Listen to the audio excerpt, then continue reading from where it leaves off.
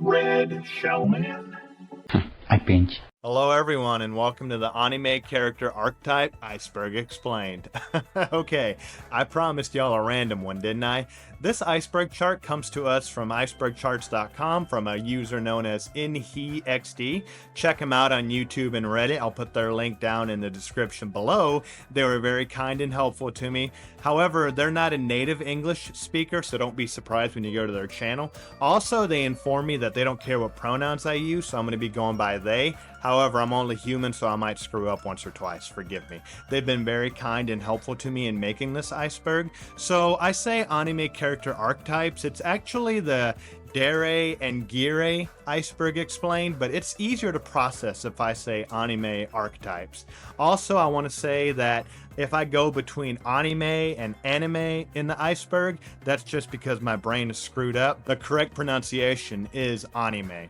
So what exactly in the hell am I talking about, right? So to better understand, what is a tsundere? Now, when I ask you that question, you may not be able to define it, but you know what I'm talking about, right? You're thinking maybe Taiga from Toradora or Asuka from Evangelion, right? That's basically what I'm getting at. If I ask you what a yandere is, you could tell me, oh, well, that's Gasai from Future Diary. If I ask you about a Kuudere, you probably tell me Yuki Nakato from the Haruhi series, and that's basically what I'm getting at. Now, would you believe we have over 200 entries here to go through? Yeah, that's a lot. Now, I'm going to be going through this iceberg. I'm going to briefly go over the entry, and I'm going to give you maybe one or two examples of characters, and just to make it fun, I'm going to try to go as obscure as possible to give you some anime recommendations.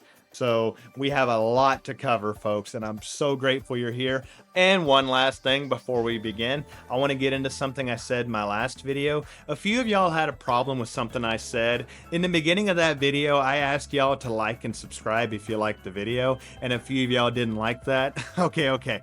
So in reality, I was a bit obnoxious about it, and I apologize. I just want y'all to know that whether you like the video, dislike the video, or click off the video, I appreciate you giving me a shot either way. Thank you so much. It means a lot to me. You don't owe me anything, but I certainly hope you enjoy the content regardless, okay? Now, with that out of the way, let's begin. Layer 1, Kuudere. Alright, so none of these traits are exclusively feminine. I'm sorry if I didn't mention that. So I'm going to be talking about a lot of anime girls, but I'll bring up guys whenever it's more relevant or if I can think of a good enough character. So a Kuudere, literally ku meaning cool, as in cool, calm, collected, stoic. Again, you could think Yuki Nagato from the Haruhi series, or you can also think Rei Ayanami from the Evangelion series, someone that's pretty stoic, not moved very often, but it makes it all the more impactful whenever something does rile them up or get their emotions going. Then you can think, oh, well, what happened? Or it must have been really serious to get them upset, you know what I mean? Now, would I date a Kuudere? Absolutely. I mean, it sounds perfect. But the problem with that being is that you never know what their emotions are, so you might be thinking they're mad at you and they're just couldn't care less, you know what I mean? It'd be a little confusing, a little stressful, but hey, Kuudere. Let's move on. Tsundere. Alright, so everybody knows what a tsundere is. I've already said it before. A tsundere character is someone that puts up a tough front, but secretly really likes you or is into you, or at least has a warmer side, but they have a very strong front. They're very fiery. They can be aggressive. Some examples of characters that I know of will be Taiga, as I mentioned earlier, from Toradora. There's Asuka from the Evangelion series. There's also Kirino from Oreimo, which I want to nominate. Now, she's just... I did a Google search to get some pictures of her for the video, and it was just a bunch of lewd figurines that popped up. And I was like, I don't know why people like this character so much. She's a horrible person. She's a sociopath. She's physically abusive. Oh, and she wants to screw her brother. So, you know, just anime things. But a character I'd like to nominate would be Ikari Isolde from the Sunrider series. I like her a lot. She's top tier waifu in my opinion. Now, would I date a tsundere? Again, case by case basis, probably not. That does sound like a lot to deal with, but at the same time, case by case basis. But yeah, a tsundere is where you get that famous line. You may have heard it in other animes. Like, it's not because I like you or anything, baka. So when you hear that, you'll know tsundere. Let's move on. Yandere. All right, so we're having some fun here. We're telling some jokes, but I gotta say outright, don't fetishize the mentally ill, guys. Okay, so in my opinion, a yandere is probably the second most well-known anime archetype, along with Tsundere. These are characters that have an obsessive love that can turn violent. Yandere, the yan in it actually comes from yanderu, which could mean mentally ill or mentally unstable, which isn't cool. But these characters have a love so intense that they're willing to die and kill for it, right? So if you want an example for one of these characters, you can think of, as I mentioned earlier, Yuno Gasai from Future Diary or Mirai Nikki. It's an entire anime based around this trope and this one character who's just absolutely batshit insane. Now, the anime, in my opinion, it's a lower mid.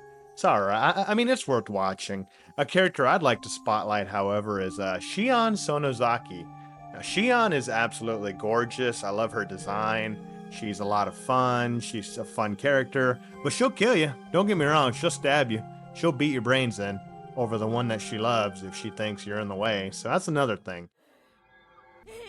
間に合った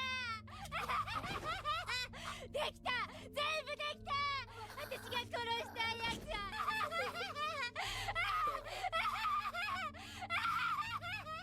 Don't get close to him. Would I date one? No, it's not a good idea. You don't want to deal with that. But if it's Shion, I mean, fuck it. I guess I'd die. Let's move on. All right, after all that insanity, next up is Dere.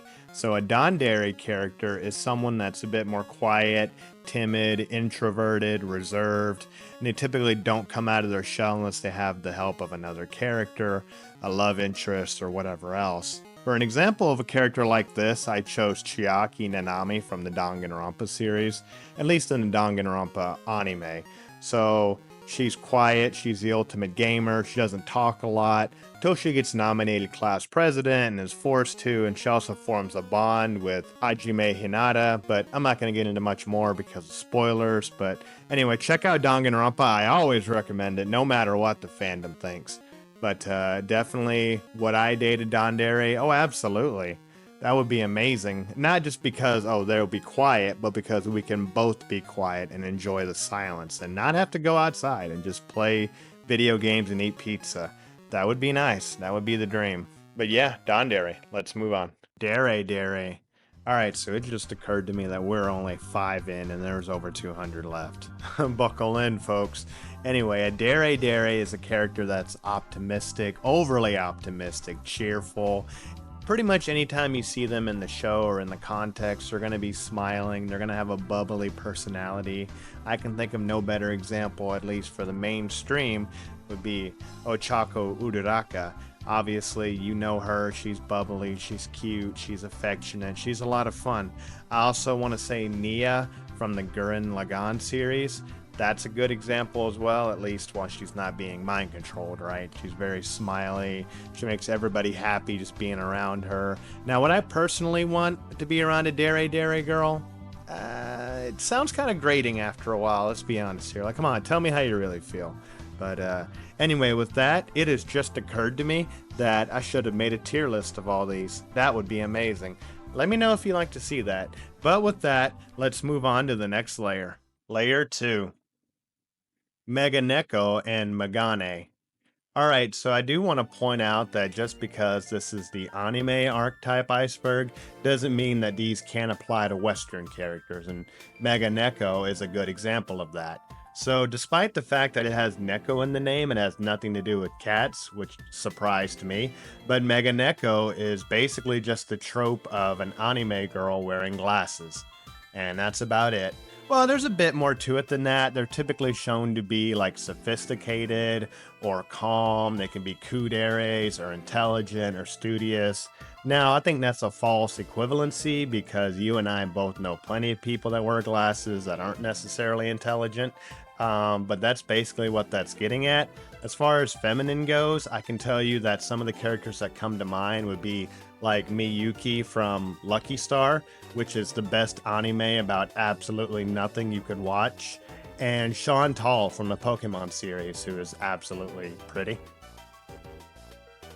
Next up is Megane. Now, the reason I said Meganeko was female is because Megane, at least colloquially, is known as the male counterpart to this. So male characters that wear glasses, right? So a good example of this would be Takamatsu from Angel Beats, which you should absolutely watch that anime. What are you doing watching this if you haven't seen that yet? It's great, it's heartwarming, it's touching. Anyway, that's a great character. I like him a lot. But you can think of examples like this, right? I don't need to go any further. It's essentially just a glasses wearing character. So you can have Kuudere, Tsundere, also being Meganeko or Megane as well. Interesting. Would I date a Meganeko? I mean, why not? They're just wearing glasses. Let's move on. Oh boy. Dere. Here we go. So Dere, as you can imagine, arrow means erotic or erotica, kind of like eroge, you know what I mean? So an Dere is a character that uses their sexuality, their sensuality, their body to attract a mate, to attract someone they're into. They might be into touchy-feely stuff with them. They might be into just flat out offering them to sleep with them.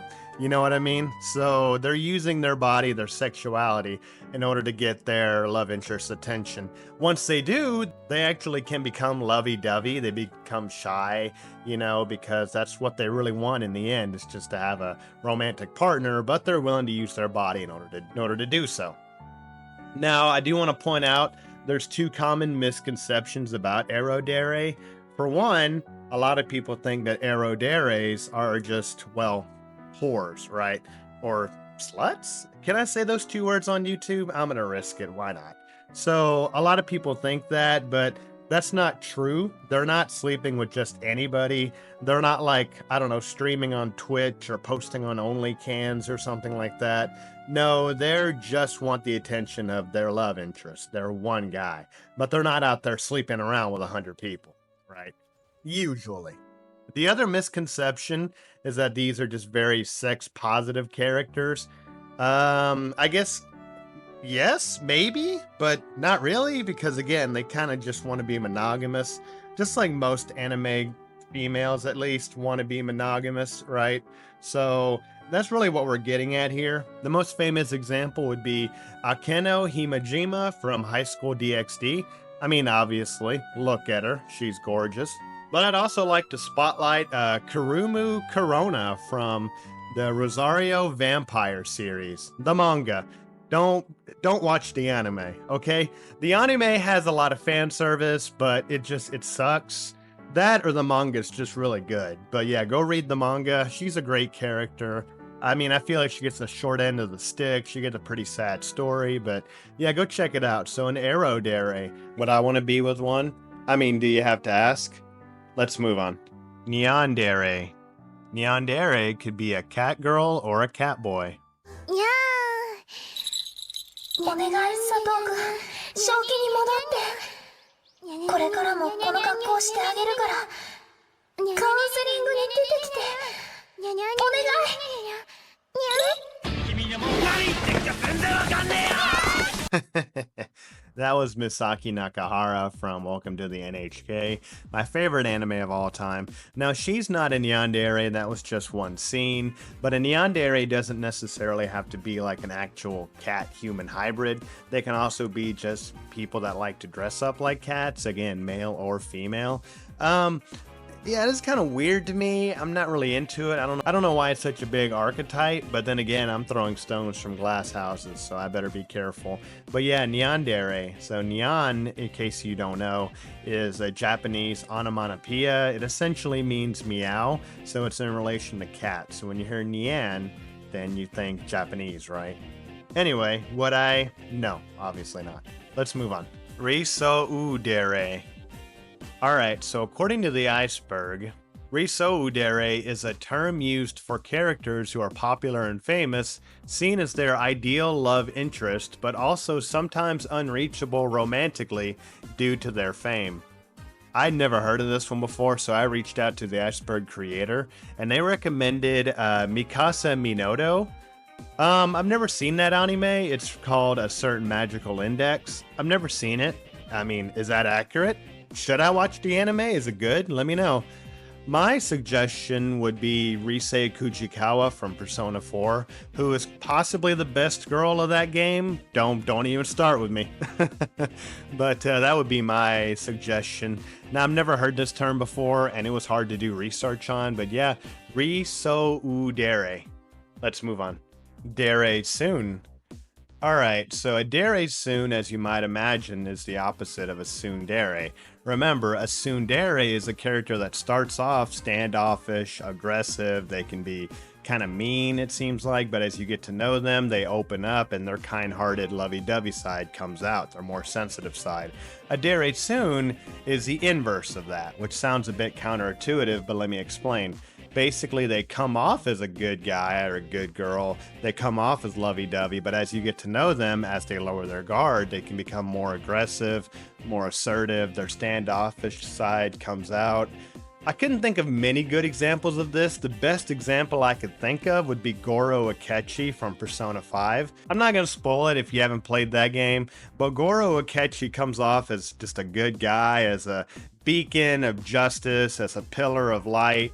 And everybody likes him, he's professional and all that stuff, but as you get to know him, his competitive, assertive side comes out, his darker side comes out, especially in Persona 5 Royal, but again, I'm not going to spoil anything, so let's move on. Bakadere. Alright, so one of the most common words you'll hear in anime is baka. Baka essentially means fool or idiot, so you can imagine Bakadere is a character that's so dumb it's adorable. Not so dumb that it's a problem, but mostly that it's endearing. An example of this that I thought of was the red blood cell from Cells at Work, which I just found out has a real name, and it's AE3803. I didn't know that. Did they say that in the show?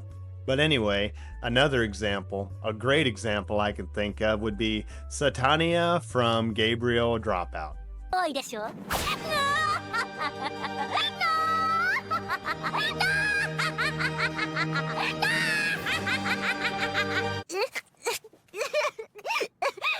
You see what I mean by so dumb, it's precious, it's adorable? Would I be with the Bakadere? Of course. I mean, look at her, poor thing. Anyway, let's move on. Kuudere. Alright, so this one's kind of vague, but it just means a character that's passionate about music. So, not just someone that likes music, but someone that their entire character revolves around music. Best example I could think of would be Kaede Akamatsu from Danganronpa V3. Pretty much everything she says in that game relates to playing the piano or pianos in general. Ibuki Miyota works well too, she's from Danganronpa 2. I think one of her catchphrases in the game is just, she yells guitar for no reason. So yeah, both of those characters are all about music, but to be fair, in those games, they're all about eccentricities and exaggeration, so it's an easy example. Anyway, would I be with the Kuudere? I don't know if they'd want to be with me, because it sounds like their first love is music and music only, but I don't know. Anyway, let's move on. Tsundere, or Tsunadora. So a Tsunadora was kind of tricky because they share a lot of traits with a Kuudere, although they're not the same. So a Kuudere typically shows no emotions whatsoever. A Tsunadora is seen as cold, unapproachable, but they can still be hostile. A romantic entanglement with them may seem impossible just because of their unapproachability. However, the goal of the characters in these shows would be to melt the ice off their heart. Get it? Tsundere, Tundra, Tsundere. Beautiful play on words if you ask me. So the internet was telling me Hitagi from Bake no Monogatari was a good example. I mean, I kind of don't see it, but I've also not seen much of the anime myself, so let me know, what do you think? The best example I could think of was Sabrina from the original Pokemon anime. So Sabrina is definitely unapproachable, definitely a villain, you might say. Well, she is a villain in the manga, but for different reasons. Anyway, in the anime, she's cold and distant, and she nearly unalives our protagonists, yes. But then Haunter shows up, another Pokemon, and pulls pranks on her and gets her to laugh, and then she loses the battle and she remembers how to be human again, I guess. So that would be an example I would think of Tsundere. What are some of your examples? Let me know. Would I be with a Tsundere? I mean, of course. I mean, that just sounds like part of the fun, right? Getting to help somebody become their true self, I guess, or melting the ice off their heart. I guess you could say conquest, but that's kind of not really in vogue anymore. It's kind of a not PC thing to say anymore. Anyway, let's move on. Dere. All right, so from what I can tell, this one is exclusively female or feminine. It's about a princess or having a princess complex, but actually being nobility of some kind. So someone that fits the bill pretty well for this one is Priscilla Bariel from ReZero. I mean, if you've seen the show, you understand what I'm talking about. That's basically what I'm getting at. There's one further down the road that's about wanting to be treated like a princess, but not being nobility. We'll get into that later. But would I be with the Dere? Yeah, sounds like too much work. Let's move on. Non-Kuudere. Alright, so this one refers to a character that falls in love too easily or too often. A good example of this that I could think of was Sylvain from Fire Emblem Three Houses. Now, if you've played the game, you'll know that there's an in-lore reason as to why he falls for every female character he walks across. However, his feelings aren't superficial. They are genuine. He genuinely wants to fall in love. He can romance the player character, be it male or female for that matter. But any other female in the game that he comes across, he can also romance. So again, his feelings are genuine. That's what I would say. If you have any other examples, let me know. Let's move on. Tsundere. So do you remember that lie you were told as a kid? If a girl bullies you, that means she likes you. Well, this is basically that. So this is a character that bullies their love interest, that teases them a bit. Maybe not really bully in the sense that we know bullying, but like teasing, right? And there's entire anime based around this concept alone, similar to Yandere. Specifically speaking, Nagatoro from Don't Bully Me Nagatoro-chan, or Yuzaki from Yuzaki-chan Wants to Hang Out. You see what I mean? Anime based around this concept alone. That would be what I would recommend.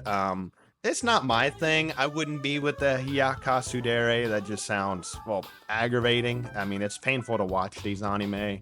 So, hey, if you like it, go for it. Anyway, let's move on. Kuudere. A Kuudere is a character that has a god complex. They see themselves as a god or a goddess. Kami translates to God in Japanese, so it's pretty obvious. They don't necessarily have to be a god or a goddess, they just have to have that complex. The best example I could possibly think of would be Aqua from Konosuba. If you haven't seen Konosuba, what are you doing? It's in my top 10 anime of all time. It's hilarious, it's wholesome, the characters are genuinely funny, and also they're good friends. So check out the anime. Aqua is hilarious. そうか。女神なら冒険者ギルド的な場所どこにあるかわかるんじゃないか？女神なのよ。そんな下々のこといちいち知るわけないでしょ。こいつ使えねえ。 Now, the big debate is who's the best girl of Konosuba? Who's my best girl? I don't want to lose subscribers that bad. Anyway, check it out for yourself. A Kuudere. Would I be with a Kuudere? Obviously. Let's move on. Tsundere. Alright, so it's worth pointing out that a lot of these are unofficial, meaning that they're just fan creations, and this is one of them. A Tsundere is a lovable character that has traits like a fox, supposedly. They're sly, mischievous, cunning, and lovey-dovey. So when I looked up examples of this, one that popped up like a lot, like multiple times, would be Yae Miko from Genshin Impact. I'm sorry to say, even though I'm into waifu gachas, that I haven't played Genshin Impact. It doesn't look like my thing. But yeah, if you agree with me or if you have any better examples, let me know. But that's what popped up, so that's what I'm going to go with. Tsundere. Let's move on. Tsundere. A Tsundere is a mixture of a Kuudere and a Tsundere. Yeah, there's a lot of these on the iceberg as well. Now, I asked the Iceberg Creator for help on this one because I was stumped. The best example we could come up with is Kaguya Shinomiya from Kaguya-san Love is War. I mean, do you think that fits the bill? I think it fits the bill pretty well. Would I date a Tsundere? Well, yeah. I mean, you know, why not? Let's move on. Aho Dere. So an Aho Dere is the predecessor of a Baka Dere, so it's not really used that often anymore. But an Aho Dere does supposedly have a different meaning, whereas a Baka Dere is seen as, well, frankly, an idiot. An Aho Dere is seen as someone who is oblivious, right? They are lovey-dovey, they do have lovey-dovey feelings, but they're more oblivious about them, or they're just an oblivious person. The internet is telling me that the best example would be Fuko Ibuki from Clannad. Now, if you haven't seen Clannad, it is absolutely top 5 anime of all time. Check out Clannad, the visual novel or the anime. It's very, very slow in the beginning, but man, when it gets towards the end, it is amazing. Anyway, let's move on. Miko. So a Miko is just a shrine maiden. So they don't have to specifically just be a shrine maiden. It could just be like their side gig or something. The best example I could think of would be Rika Furude from the Higurashi series. The character I'd like to spotlight for this role, however, would be Akira Amatsume from Yosuga no Sora.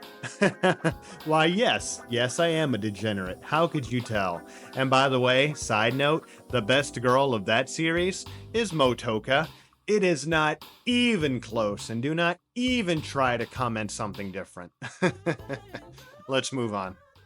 Soon Shun. So a Soon Shun is a mixture of a Tsundere and a Shundere. Now, if you're confused, we haven't covered Tsundere yet. This one's a bit out of order if you ask me, but hey, it happens. A Tsundere is basically someone that gets upset when they can't be with their love interest, and a Tsundere we've already covered. So an example of a Soon Shun, according to the Iceberg Creator, would be Azusa Azuki from the Hen Neko series. Never heard of it, never seen it. Tell me all about it in the comments. Let's move on. Mega Dere. So a Mega Dere is very interesting because it actually has 2 definitions. Let me explain. So originally in Japanese, a Mega Dere was a combination of Megami and Dere. Megami basically being a female goddess or a female deity.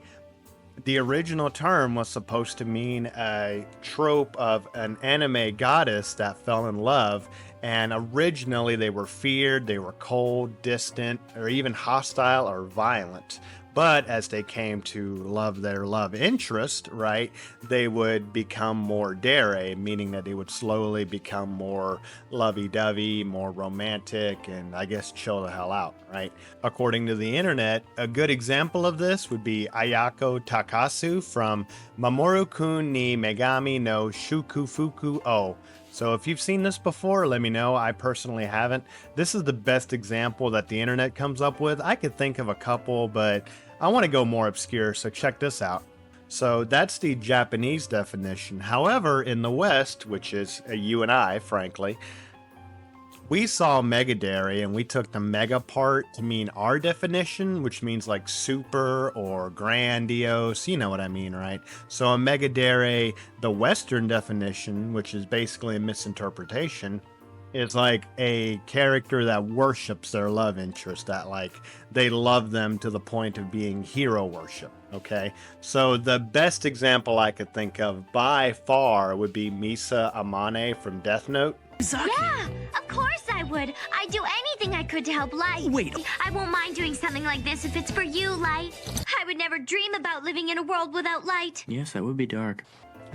Yeah, I love that line from L.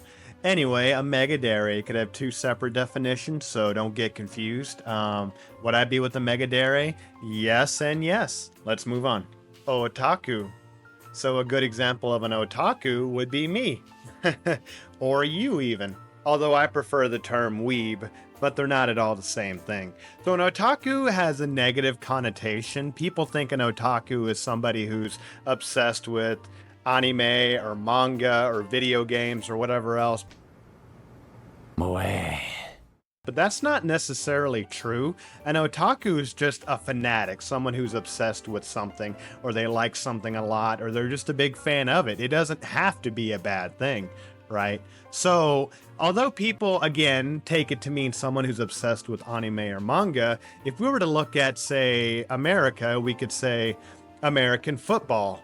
How many people do you know that are covered 24/7 with football regalia, like a football jersey? Their home is full of football merchandise. They watch football on TV religiously, and that's all they ever talk about is football. Yeah. But you see, that's socially acceptable, but being into Japanese anime and manga is creepy and problematic, right? Anyway, that's just getting off my soapbox. An otaku is an otaku character who is typically obsessed with something. You'll see them in anime as someone who's obsessed with anime or manga, but that's not necessarily what it means. I just wanted to say that outright.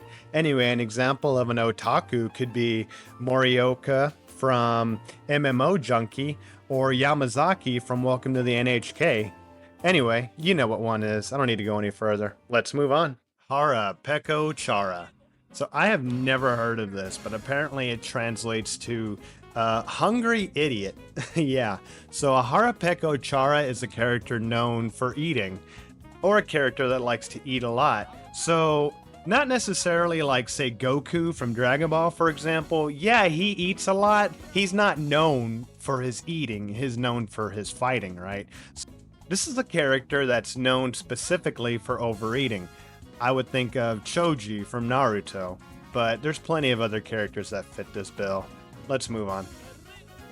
Oni Dere. Alright, so you might think that an Oni Dere is like a devil girl or an ogre girl because that's literally what Oni translates into. But no, actually an Oni Dere is a variation of a Tsundere. Let me explain. So an Oni Dere is a character that their toughness, their meanness is not a front. It's more of a disguise. It's more about their rep. They're someone that acts like a jerk, basically, to their love interest, but then secretly, they really like them, and the love interest might even be in on it. Like, it might be a whole plan, or a charade, or a facade, or whatever else. I mean, that might sound kind of confusing, but I promise you it makes sense if you see what kind of characters we're talking about here. A good example of this comes from the manga series, literally titled Oni Dere, and the character Saya Ikushima. Never heard of it, so check it out if you want. Sounds interesting. Think of some other characters that might fit this bill, but I'm not too sure, but that's what the internet's telling me. Let's move on. Maho Shoujo. Okay, so had I made this iceberg, I would have put Maho Shoujo as like second or third. No offense to the creator, but I'm just saying that like everybody knows Maho Shoujo. Even if you have no idea what the hell I'm talking about, you've seen this before. So Maho Shoujo literally translates into magical girls. Maho being magic, Shoujo being girls. So Maho Shoujo is a magical girl anime. Now, to be fair, I guess it doesn't have to be a female. It could be a cross-dressing male, but the tropes and the name, I mean, let's just go with girl, okay? So Maho Shoujo is an anime in which, or a character in which transforms. Usually they twirl or they go through some transformation scene, and then they become a magical girl. They have powers, they can fly, you know, whatever else. None of that matters. The fact is, they go from being like normal to being a superhero, and they put on a different outfit. Maybe they just put on a costume or something, and everybody's like, I can't tell who that is, you know, randomly. There's so many examples of this. You can look at Madoka Magica. You can look at Sailor Moon. Yeah, we're going way back. This has been going on for a long time. And you can just see characters doing this in other animes as like a joke or as a trope. Hell, you could say Power Rangers is a Maho Shoujo. You know what I mean? This is a very common and very wide trope, right? My recommendation would be gushing over magical girls.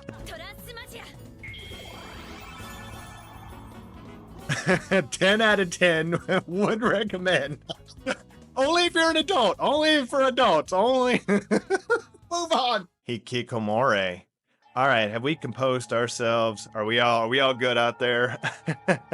Because this one's a serious one, right? And I'm sorry to be giggling, but hikikomori.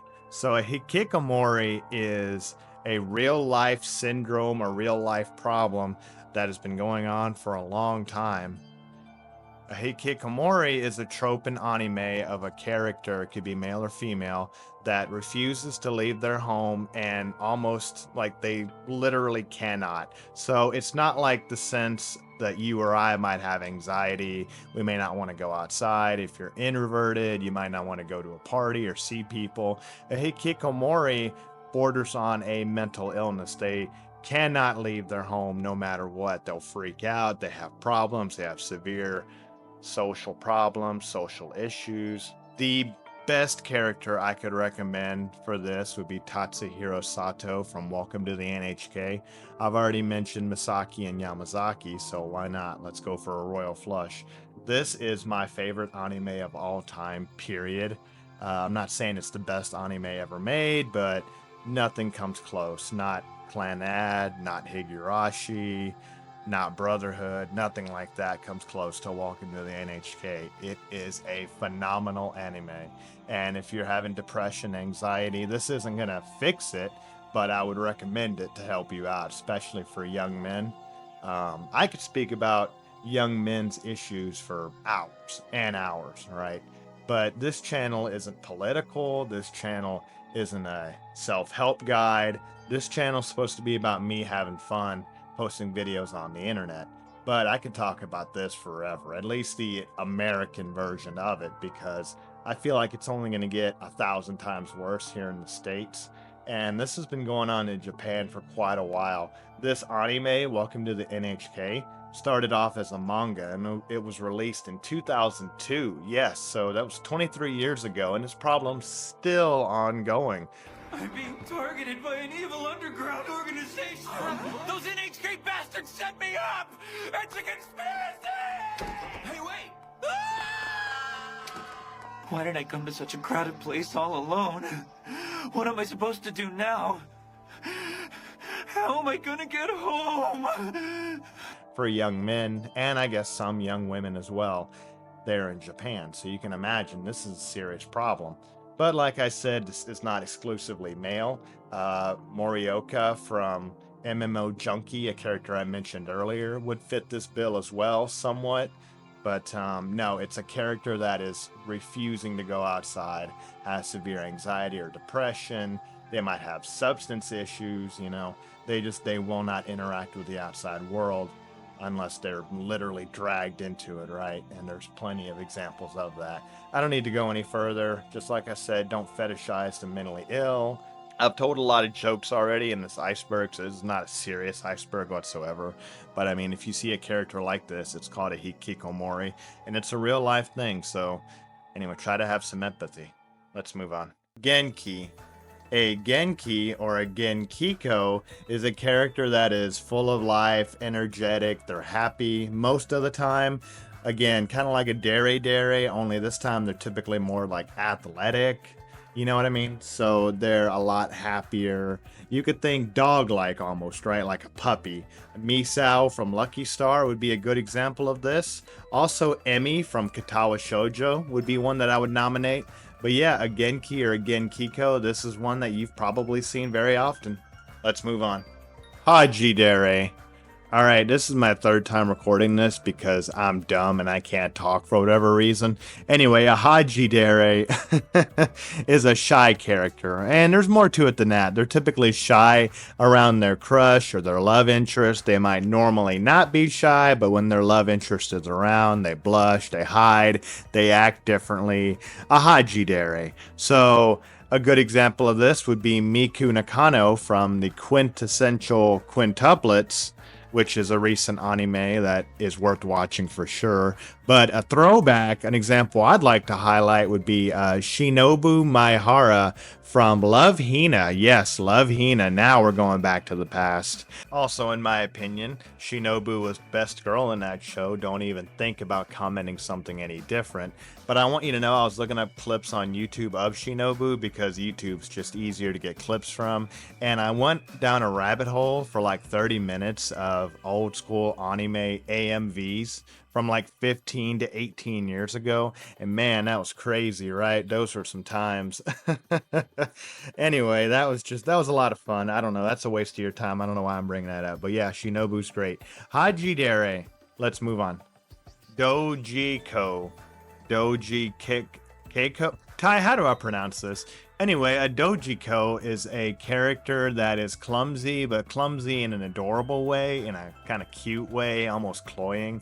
They're falling, but they do so in such a way that's like, oh, you poor thing. You feel bad for them. You know, they're super clumsy, but they're cute about it.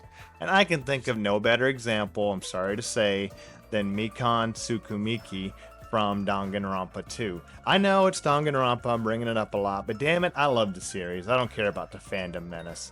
Anyways, Mikan is always falling, but she does so in a fan servicey way, meaning that when she falls, she's always exposing herself in some way, which is tragic, but I don't know. I can't think of a better character than Mikan. Someone you want to protect, even from themselves. Let's move on. Dere. Alrighty, so a Dere is a character that looks sweet on the outside. They act sweet on the outside, but they're secretly evil, basically. They're harboring some negative feelings or emotions. They could even be dangerous.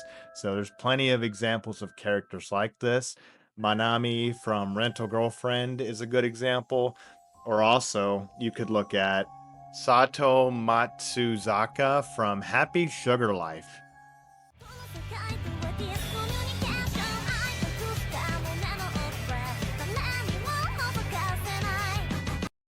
Yeah, now there's an anime that I think is underrated. It's worth checking out. I recommend it. Also, a not fun fact is that it features a young man that gets raped by two different unrelated older women at two different times, which is definitely one of those weird that it happened twice kind of moments. Anyway, Dere. Let's move on. Dere. All right, so I hope you've been taking notes. A Dere is the combination of a Dere and a Dere. Now, if that gets confusing, it's confusing to me too. But we're all having fun. We're having a good time, right? Anyway, a Dere, if you remember, is someone who is kind of shy and timid, and a Dere is energetic and lovey-dovey. So I guess a Dere would be a combination of the two, maybe going from one to the other throughout the course of the anime, the manga, the show, whatever else. An example of this would be Nagisa Furukawa from Clannad.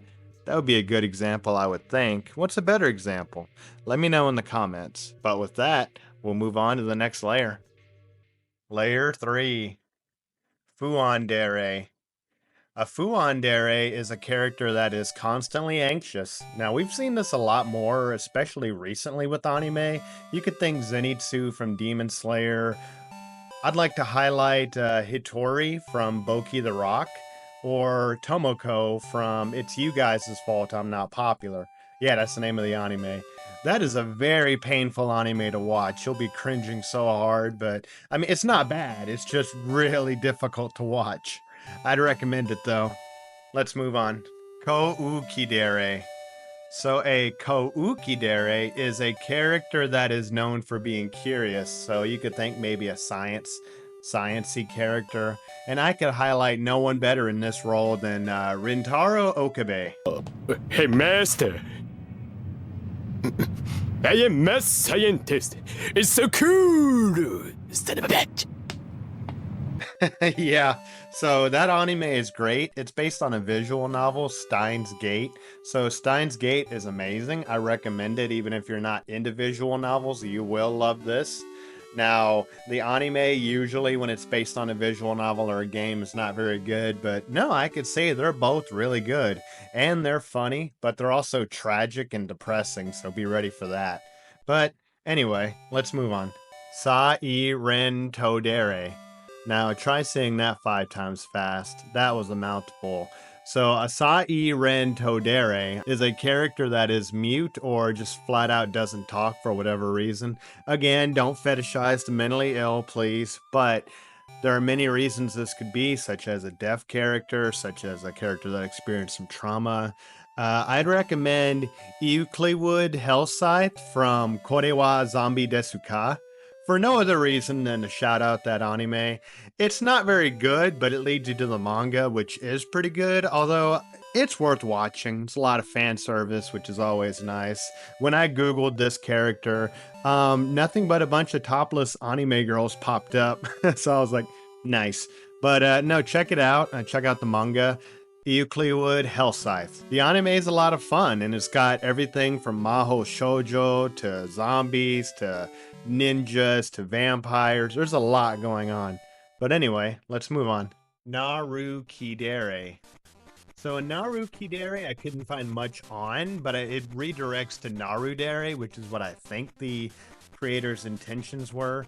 A Narudere is a character that is very narcissistic and thinks highly of themselves, except for in matters affecting their love interest. So I can think of no better example than Esdeath from Akame ga Kill.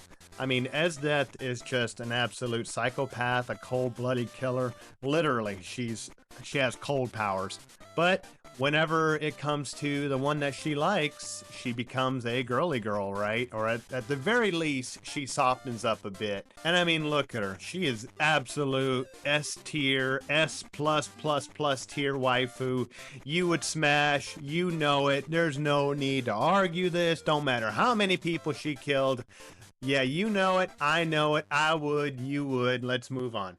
Kuudere. All right, a Kuudere is a sweet, lovey-dovey character that also happens to be sick most of the time. I mean, physically ill, they have an illness. You know what I'm talking about. This is a very common trope in anime. They're typically very, very sweet, but at the same time, they suffer quite a bit throughout their shows. Now, a recommendation for this character, I would say, would be Kana from Kana Little Sister. Yeah, it's a character I talked about in my Bad Endings DLC video. Check it out. It is an eroge, so maybe don't check it out, about your sickly little sister that you can bang. Another one I'd like to highlight, because I just watched the anime or part of it, is Tomo Yamanobe from the anime The Quasar of Stigmata. So feel free to take notes on this one.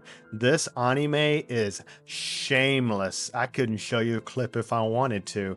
I mean, the entire anime is about breast suckling.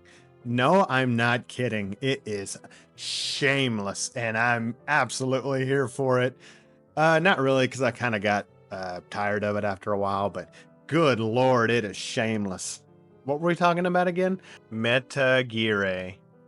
Alright, so a Meta Gire is a godlike character, an omniscient being outside of the show. Like, think Cognito Hazard or Info Hazard for our main characters. Like, it's not a Kamidere, right? It's something that can actually harm our characters, but from the outside, maybe even from the outside of the manga or the anime, right? The best example I could think of would be Being X from Saga of Tanya the Evil. No, not her, but the outside force that you never even see. That would be my best example that I could personify, even if I can't show a picture of, because I don't think there is one. But anyway, yeah, Meta Gire. Let's move on. Tsundere. Alright, so a Tsundere is a character that is known for their jokes. Not necessarily known for being funny because they're a fool or an idiot, but because they're known for telling jokes or trying to be good at comedy or just being comedic in their nature. I would think Sadako from Higurashi would be a good example of this, because in the show she's just constantly pulling pranks and, well, generally being a nuisance.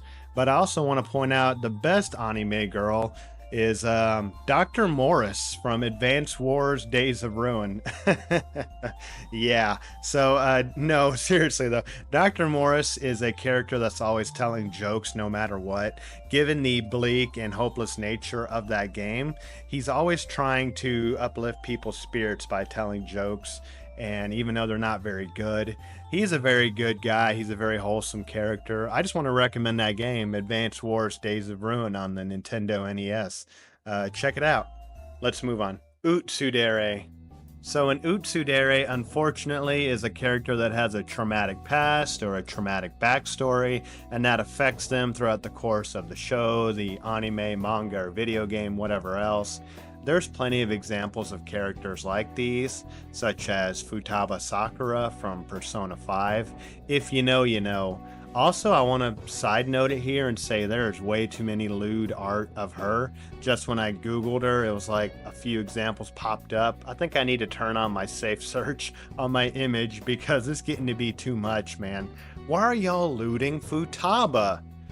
Hifumi exists. Come on, y'all. What are you doing? Anyway, that's enough of the comedy aside. Another example that I could think of that's more obscure would be Misaki Mei from Another. No, literally, the anime is just called Another. It's okay. It's slightly upper mid. It's very gory, so if that's what you're into, go ahead. Yeah, Misaki Mei, Tsundere. Let's move on. Tsundere. A Tsundere is a cross between a Tsundere and a Kamidere, or a godlike character that's also a Tsundere. I want to say Hollow from Spice and Wolf would be the best and frankly only example I could think of. Yeah, check it out. Let's move on. Mega Tsundere. A Mega Tsundere is a cross between a Megadere and an Tsundere. Now, if you're confused, I need to explain something about this iceberg. The Iceberg Creator has already reached out to me and let me know this is an older iceberg, one that they did, you know, before they really knew too well what they were doing. That's why some of these are going to be out of order.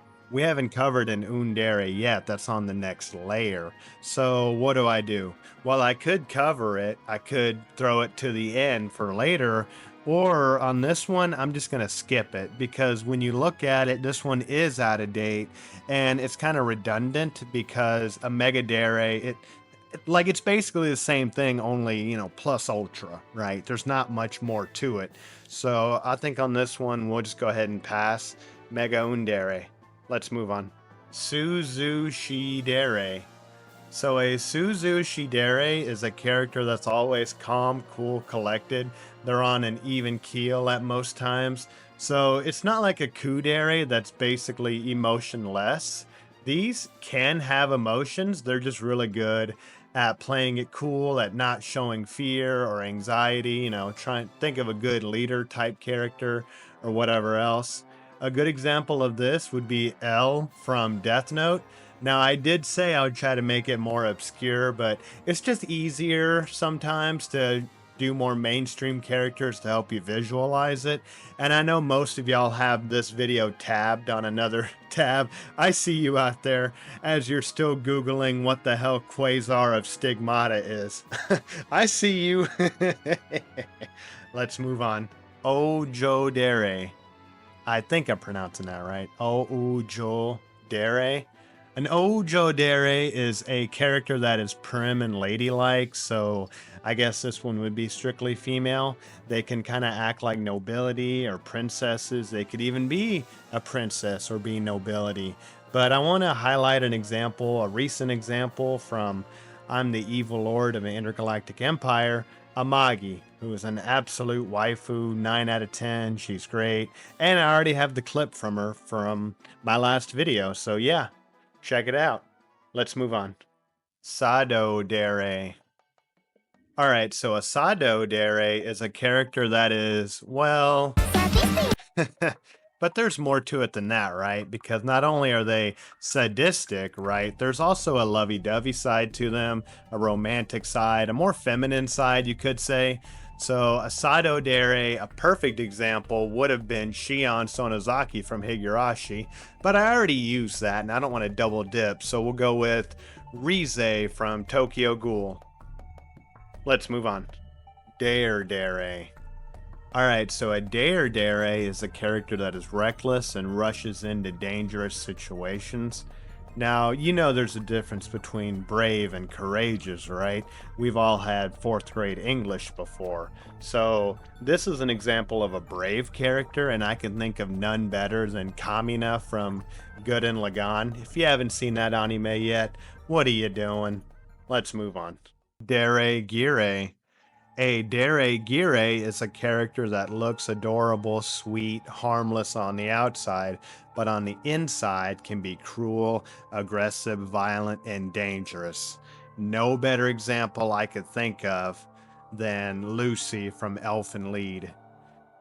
Well, I say that a lot, no better example, but if you can think of a better example, I'd like to hear it.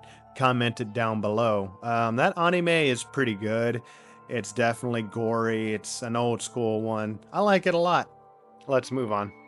Hazuka Gire. So a Hazuka Gire is an anime trope of a character that polices pervertedness, that's sex negative, that tries to stop sex or pervertedness from happening. You know, basically your least favorite character in a show. This was a tough one because, yeah, you can think of some characters that have this trait, but a character that embodies this specifically. Best I came up with was Kyoka Kanejo from Bigata HK. She's like the rival character and always wants to stop the main character, Yamada, from getting it on her first time. That would be the best example I could think of. Let me know of any other examples down below. Let's move on. Tsundere. A Tsundere we've already briefly covered, but a Tsundere is a character that is happy around their love interest, but becomes sad whenever their love interest isn't around, whenever they're separated, like they're dependent on them almost. Best example by far would be Shiro from No Game, No Life. Okay, now some of y'all might be like, oh man, that's just... what a gooner thing to say. But I mean, think about it, right? If you watch the anime No Game, No Life, you'll see that when Shiro is separated from Sora, like the world literally turns black and white. これはどういう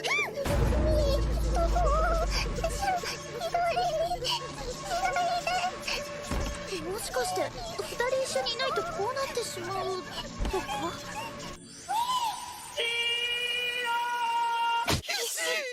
何なんですのこの兄弟 Like she can't not be with him, right? Now, I say love interest, that's the archetype, but in this situation, it's more familial, right? There's a joke about, you know, stepbrother, stepsis, all that stuff, blah, blah, blah. But in actuality, it is pretty wholesome, their relationship, right? I guess, depending on who you ask. I don't know. But yeah, Shiro from No Game, No Life. Tsundere. Let's move on. Dere.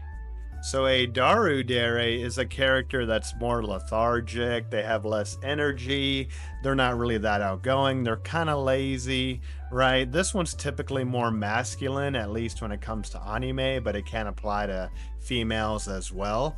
A Dere is best paired with a Genki or Genkiko for best comedic effect. You know, a high energy character that comes into their lives and forces them out of their safety zone, forces them out of their bubble. You know, a Western equivalency, if you've ever heard of this, a manic pixie dream girl. Essentially, that's a character in a show, typically female, that pops into a male's life and it's like, hey, you look bored, you look sad, don't be anymore. And they're like crazy and kooky, you know what I mean? Well, the person they're trying to cheer up would be a Dere, right? Best example I could give you would be Kion from the Haruhi series, right? But you can think of many others. But yeah, if you haven't seen that series yet, what are you doing?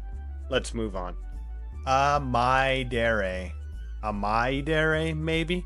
So an Dere is a character that is addicted to sweets. They really like sweet things, you know, sugary, candy, cakes, ice cream, you name it, right?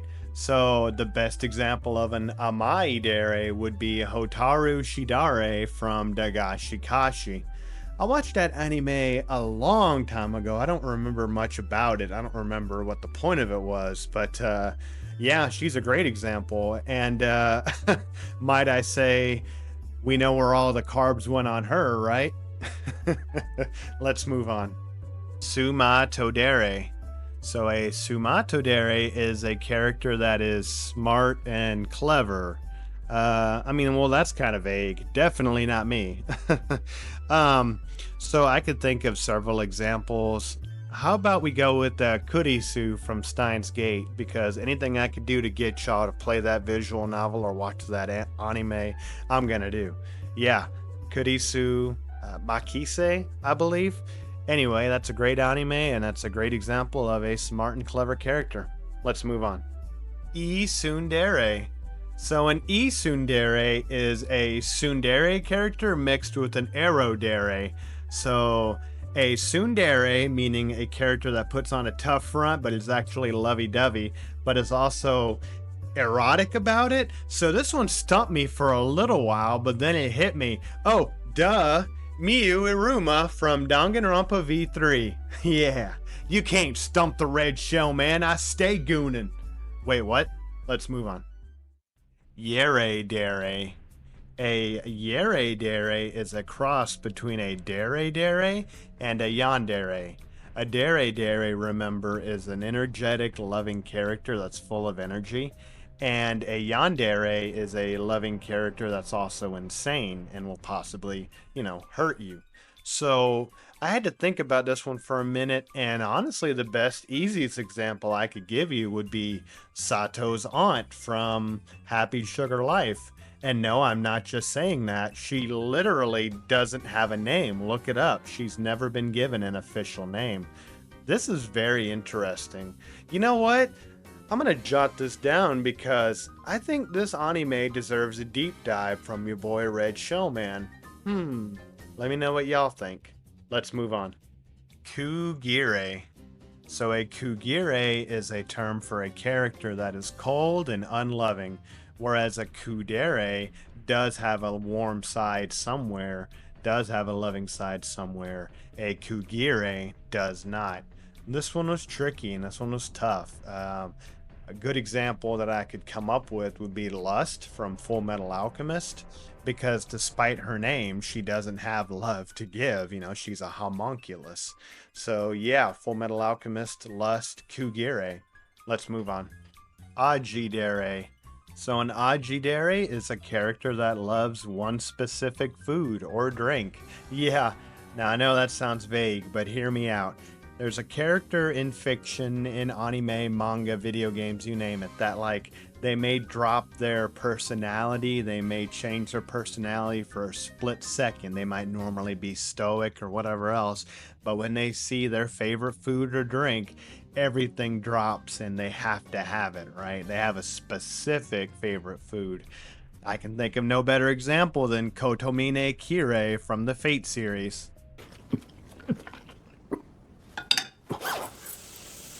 Do you see what I'm getting at? It's an unusual thing. That character Kotomine is a monster, but for whatever reason, he becomes tame around his favorite food. You can think of other examples, right? That's the spirit of this entry, I believe.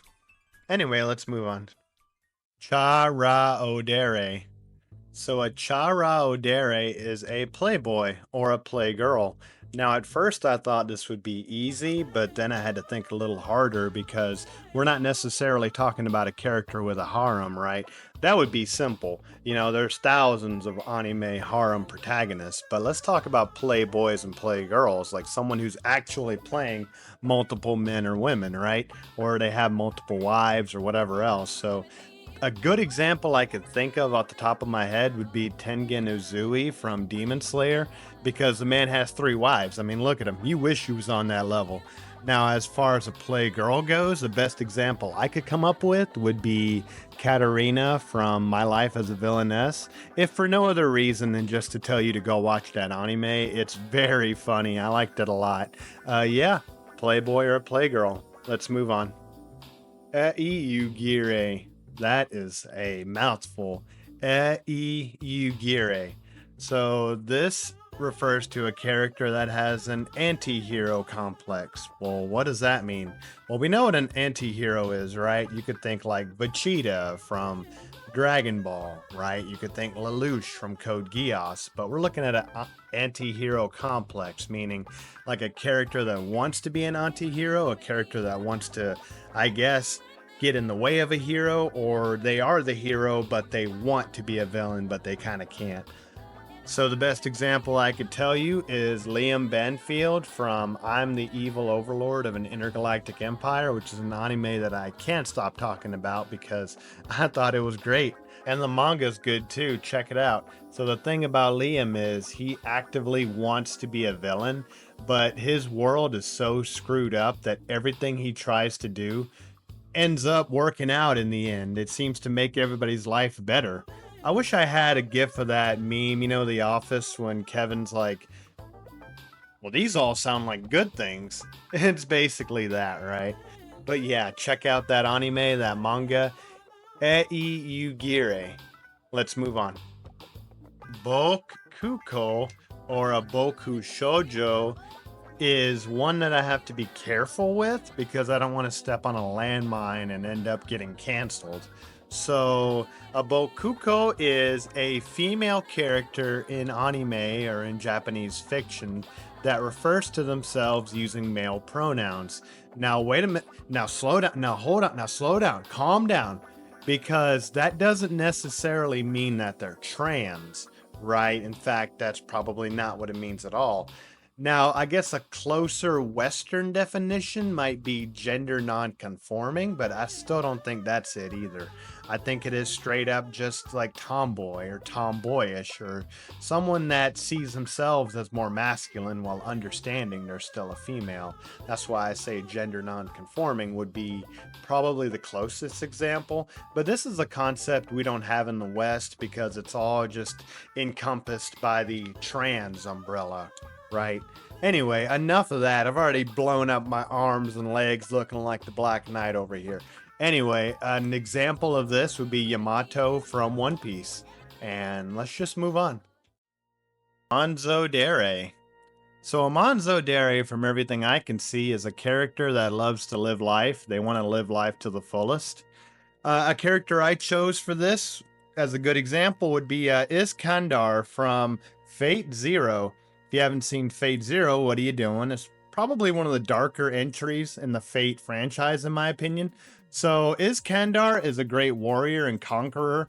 He's been thrown into this battle of life and death, a magical battle of kings and legends and whatever else. And despite all that, we see him a lot of the times lounging around, eating snacks, playing video games, things such as, and he tells Waver, his summoner, that once he wins the war, he just wants to travel and frankly, conquer the world. But it's because he wants what he can have. He wants to enjoy the finer things in life, such as good food, women, wine, whatever else.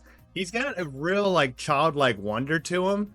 Even though he's this great and mighty magical king now, he seems to be easily amused and impressed. So, he seems to just really like to enjoy life. That's why I chose him, and you should check out that anime. Let's move on. Gire.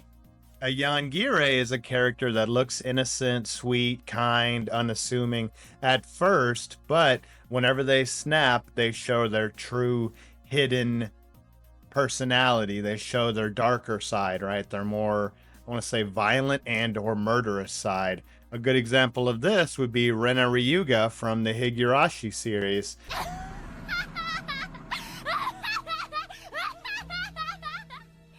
Now, honestly, if you've seen the anime, you might say that's not really fair to attribute that to her. But if you haven't seen the anime, yeah, it makes a lot of sense, right? And I mean, hell, even in the context of the show, you could say it is a Gire character, right?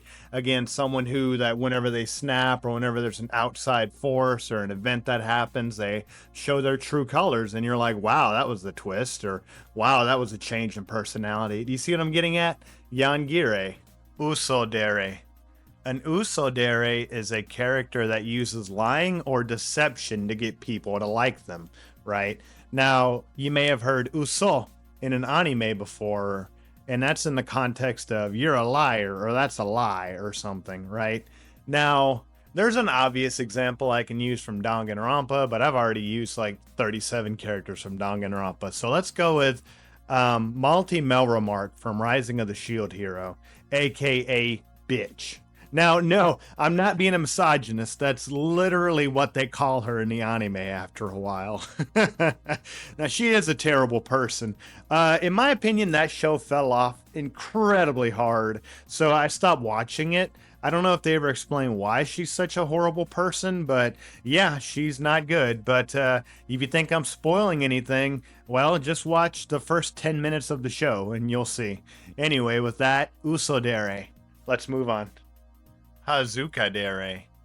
A Kuudere is a character that is shy about love. They're reserved. They're a little bit nervous about talking about it, about being involved with it. A good example of this would be Kotonoha Katsura from School Days. And yeah, I'm using School Days. What are you going to do about it? Now, Katsura is not necessarily shy. As a matter of fact, she's really involved in student council affairs in the school committee and stuff like that. But when it comes to love, she becomes like, I mean, she's terrified. She doesn't know what to do. And it's not because of some traumatic event. She's just really nervous about it. And I think that's what it fits her the most, you know. Now, she's got about 1,000 traits I could put on her. She's just a walking anime archetype. But I think it fits her pretty well when describing Kuudere. I would say watch it, but it's not for everyone. Although I do, if it's the last thing I do on this channel, I'm going to review that show and I'm going to defend it. So keep an eye out. Let's move on. Tsundere. A Tsundere is a masculine, a male character that is wealthy or well off and at first may seem spoiled, arrogant, and mean. But as the media goes on, they slowly open up and they slowly soften up. And towards the end of the show, manga, video game, whatever, they are more loving and more caring, right? They become a proper husbando. There's a good amount of characters I can put here. To spotlight this trait, I'm going to name Yoshitaka from He Is My Master. Now, that is an anime I watched way back in the day, and I have no idea why. It's not really that good. So, Yoshitaka is a 14-year-old man who I believe now is an orphan, and he's living off his parents' fortune, and he hires 3 maids specifically so that he can dress them up in skimpy outfits and then humiliate them, basically. It's kind of funny and you get a lot of fan service, but I mean, he's a 14-year-old man. I mean, come on, I'd done the exact same thing, and you would too. I do the same thing now. But anyway, check it out, that anime, if you're interested. It's not very good, but I mean, hey, it's an old school one. I don't even know if you call it a classic, but yeah, Tsundere. Let's move on. Soon. A Soon is a character that's a tsundere at first, but remains a tsundere throughout the course of the media. So they're grumpy, unapproachable, cold, mean, and they never really change, although the show or the manga, the anime, whatever, might make you think that, oh, they're going to have a redemption moment or they're going to turn around. No, they're just always grumpy and mean. Now, that doesn't mean they're emotionless. That doesn't mean they're evil necessarily. They're not bad people. But that's just kind of who they are, and they remain that way throughout the course of the media. So I reached out to the Iceberg Creator, and they recommended Squidward from SpongeBob, and I was like, yeah, that's the best anime girl. But granted, these archetypes don't have to be anime specifically, But given the track record on this Iceberg so far, I want to keep it anime. So we'll go with Levi Ackerman from Attack on Titan, because that's a pretty good example, I think. But if you don't like that, Squidward. Let's move on. Bishonen. Bishonen is a character that is male that is seen as beautiful or having a beautiful face or having feminine features. Okay, so it doesn't necessarily have to be a young male, and it doesn't have to be like, oh, they're wearing a dress, right? They're not cross-dressing. They're not whatever else. They're just seen as having more feminine features, being beautiful. It literally translates to beautiful male, like a pretty boy. I'm really trying to distinguish it because it's easy to get trapped in the whole, oh, it's an American gender thing, right? But no, it's literally just like pretty face, right? So you could think of, like the example the Iceberg Creator used, Mare from the Overlord series would be an example of this, right? No one says, oh, that's a female, or oh, you identify as a female. They just say, oh, well, that's a pretty young man, right? Bishonen. Let's move on. Boko Dere. Men, let me ask you something. When you were a kid, do you remember your grandparents telling you, if a girl bullies you, that means she likes you? Yeah, so this is basically that, but to an extreme level. A Boko Dere is a character, usually female, obviously, that shows their affection or their shyness or embarrassment with violence. Now, you've seen plenty of characters like this. Now, we're not talking, call the cops violence. We're talking like cartoon, Wile E. Coyote, get a bump on your head and it grows 3 foot kind of violence, right? So it's cartoon, it's not serious. But these main heroines, you might say, are just so embarrassed that they don't know how to react, and they push or they punch or they kick or something like that. I might be double dipping here, but the best example I could give you would be Kirino from Oreimo, because there's not an episode where that lady doesn't assault her brother. Like, she's absolutely a monster, but she's also the main love interest, and yes, I said brother. That's that kind of anime. I don't know why I keep talking about it, but I can't think of a better example. If you can think of one, let me know. But yeah, a Boko Dere. And with that, let's move on to the next layer. Layer 4. Sun Aho. A Sun Aho is a cross between a Tsundere and an Aho Dere. In case you don't remember, obviously a Tsundere being a character that starts off kind of mean, aggressive, standoffish, and becomes lovey-dovey. An Aho Dere is kind of just an idiot character. A Sun Aho is a Tsundere character that's just kind of a fool, an idiot, or at least in the context of the show. Surprisingly enough, most of the best examples I could think of I've already used for another reason. So if I had to come up with a character for this one, I would say Megumin from Konosuba. ご飯を食べ終わったら私とデートをしませんか？エクスプロージ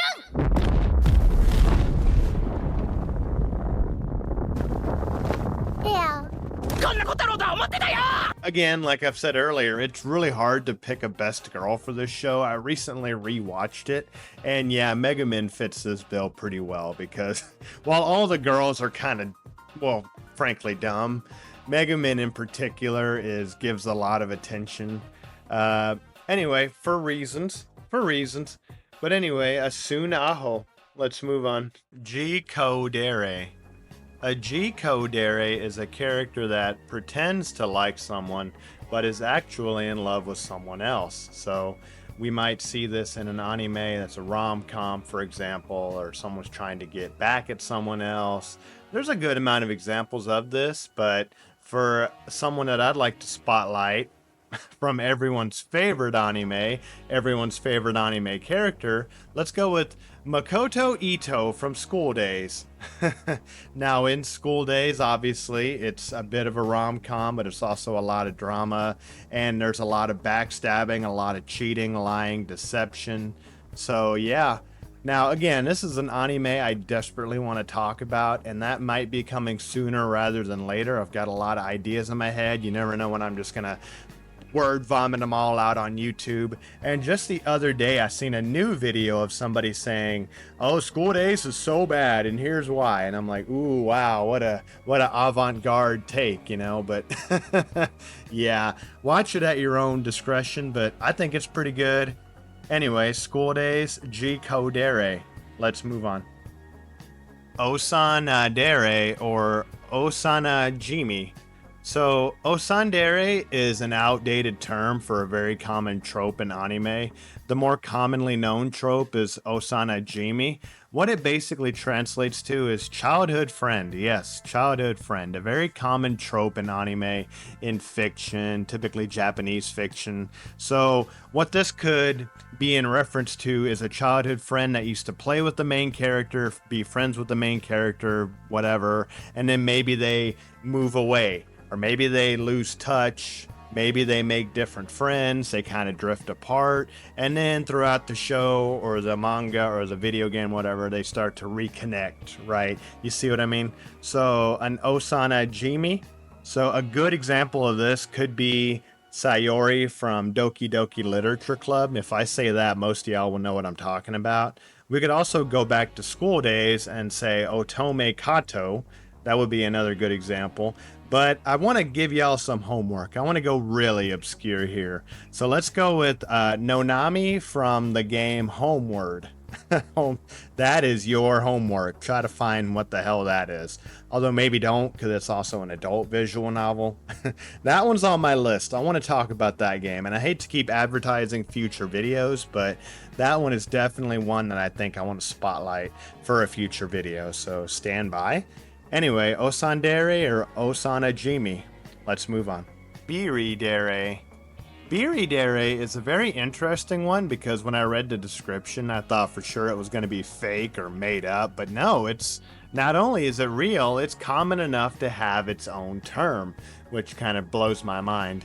A Dere is a character that shows their love and affection with electricity. Yes, so their electrical shock can either be a form of aggression or affection. Though I hate to double dip, and a good example of this could have been Mikasa Mikoto from Magical Railgun. Also, we could look at Lum from Urusei Yatsura, which is a very popular yet older anime. Also, I want to go with, let's say, Pikachu from Pokemon, because we don't have to necessarily be talking about romantic love, right? And Pikachu shocks indiscriminately his friends and enemies, right? Although it's apparently when he shocks his friends, it's like a love shock. So, yeah, again, I'm just surprised that this is common enough to have its own term. Dere. Is there any other characters you can think of? Let me know. Let's move on. Dere. And Dere, according to the Iceberg, is a Kamidere, remember, a godlike character. But an Dere is very kind and sweet about it. You know, they're not a bitch about it, basically, right? So an example of this could be Beldandi from Ah My Goddess, which is a very old school one. I've watched that a long time ago. But in my opinion, this one's a bit redundant. I mean, we already have Kamidere, right? Also, and this just came to me, I just realized that Aqua from Konosuba is like the bizarro version of Beldandi from Ah My Goddess. So think about it. Both characters come to a human. Both characters are forced to stay with a human, but one of them has a much better attitude about it. And, you know, Aqua being drunk and complaining and causing problems, and Beldandi also causing problems, but, you know, being an actual waifu love interest. Now, I doubt that's what they were going for, but I don't know. The fact that it's an older anime, it's a popular anime, it just made me think. Although, what are your thoughts? Dere. Let's move on. Tsundere. A Tsundere is a term for a character that's a boss or someone that's in charge, typically in reference to like a biker gang boss, you know what I mean? So not necessarily the boss in the sense of like your manager at McDonald's or something like that. Bosu translates to boss, obviously. It's a borrowed word, so it'd be written in katakana. And a good example of this to illustrate what I'm talking about could be Saki Nikaido from Zombieland Saga.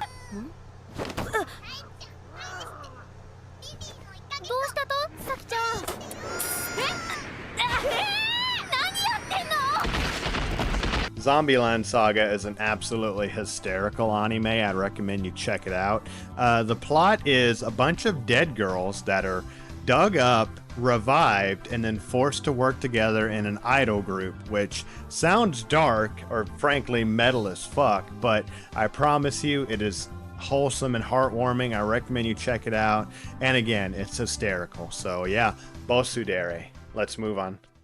Gire. Okay, I know what the iceberg says, but I'm going with Gire because it's shorter, easier, and it means the same thing.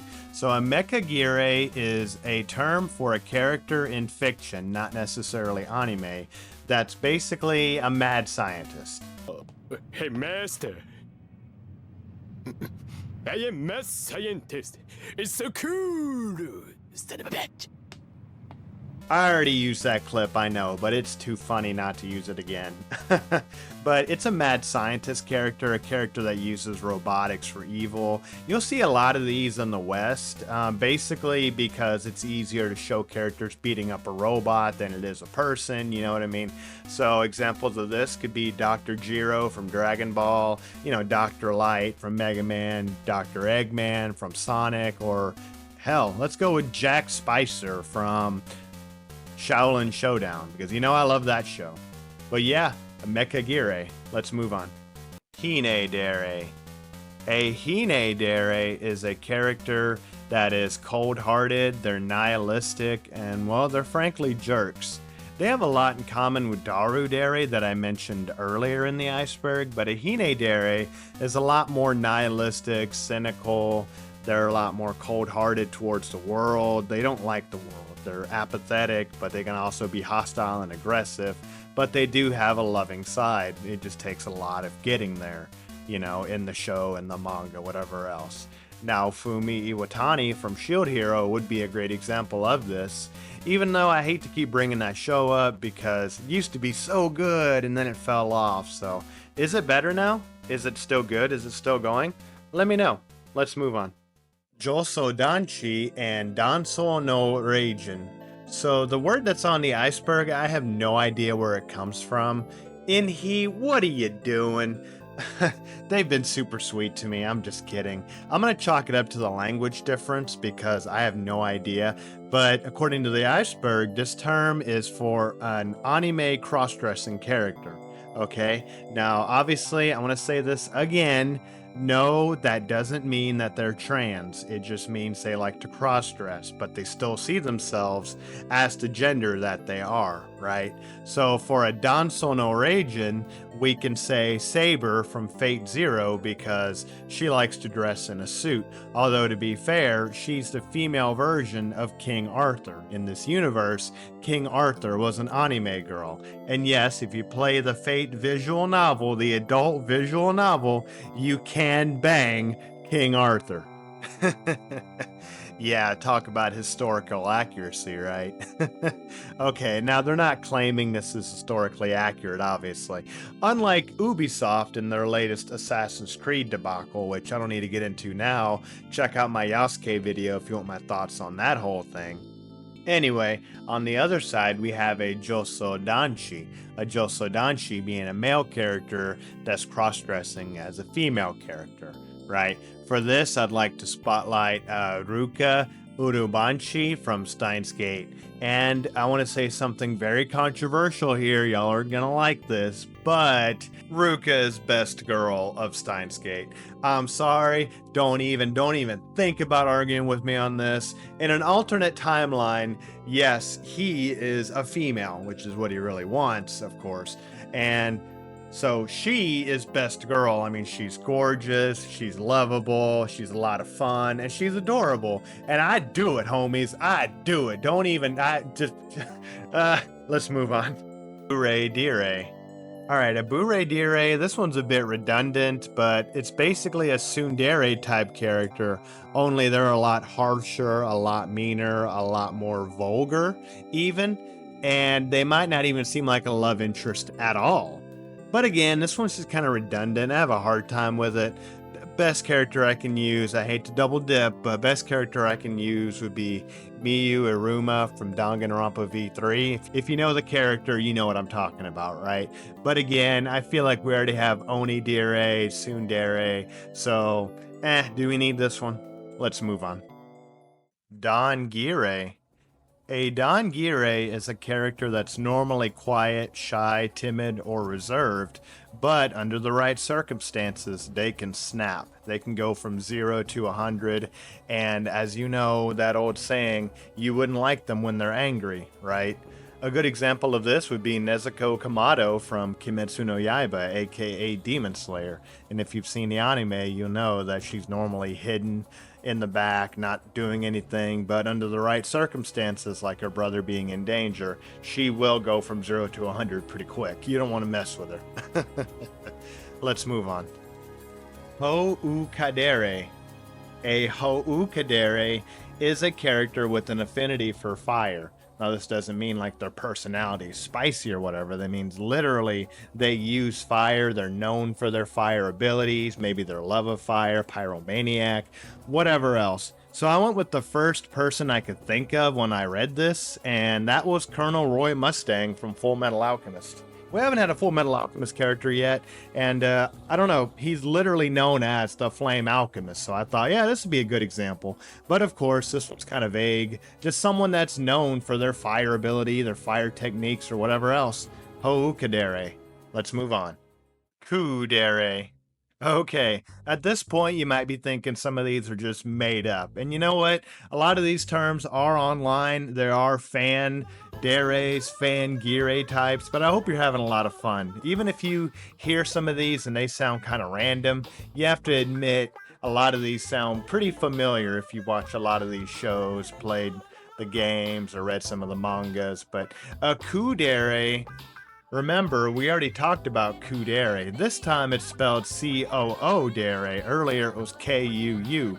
So if you recall, a Kuudere with a K was our very first entry on this iceberg.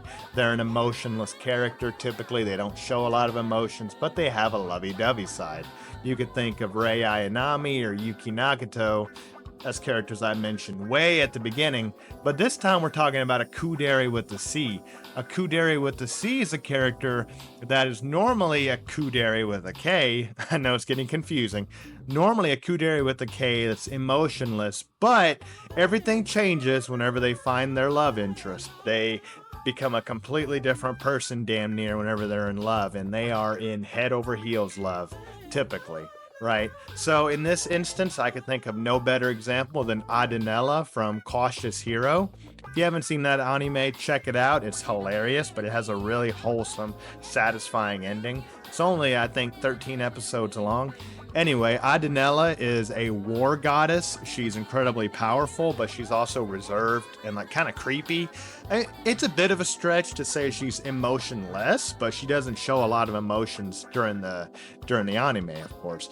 But everything changes whenever she meets Seiya Ryuguin, the main character of Cautious Hero, and after an episode or two, she becomes the most love-struck girl imaginable in anime, right? The typical love-struck trope, right? It's actually pretty wholesome. I recommend you check that anime out, of course. But yeah, Adenella from Cautious Hero, I'd say is a Kuudere. Remember, C-O-O. Let's move on. Gire. An Gire is a character that follows orders no matter what. Now that doesn't mean they're a robot. They have some autonomy and free will, but they will always obey the orders they are given. They kind of don't even question it. So a character I chose for this would be Sebas from Overlord. Now, if you know of Overlord, or if you're interested in Overlord, check out my Overlord Iceberg that I did a few months ago. I love the series. Now, if you know of the series, you might think it's kind of cheap to use an example from this anime, but Sebas in particular is a unique case, and I'll tell you why. The majority of the characters in Overlord serve the main character Ainz, and they'll serve him without question, right? There are those, one or two, that will disobey in certain situations, but Sebas is unique. Sebas has a karma rating maxed out, meaning he's as good as he can be as a character. In the events of Season 2, Sebas wanders upon a young woman known as Tuare Nina who's in need of help, and he decides to help her, even though it doesn't benefit Ainz, even though he doesn't tell anybody about it. He just does it to be a good person. Now, when the other characters in Overlord find out, they're pissed off. They think Sebas is betraying them. He's on his OFP, basically, right? And they call his loyalty into question. They let Ainz know about it, and they drag Sebas and this woman, Tuare, in front of Ainz. Ainz then orders Sebas to kill Tuare. And at this point, Sebas has some feelings for Tuare. He definitely wants to help her out. He just wants to be a good guy, but Ainz orders him to kill her. If you've seen this anime, you know. So Sebas turns to her, readies his fists, and kills her. Well, he would have, but he was stopped by another character known as Cocytus. Cocytus then tells Ainz, had his punch delivered, it would have easily killed Tuare. So this was a good showing of loyalty for Ainz and for everybody else, and they decided to let Sebas do whatever he wanted to do with this human character, and basically saved her life. That's why I say Sebas is a good example of an Gire, because while he may have wanted to do his own thing, in the end he was willing to throw it all away for his loyalty to his master Ainz. Anyway, check out the Overlord Iceberg if you're interested in more. But other than that, let's move on. Tsundere.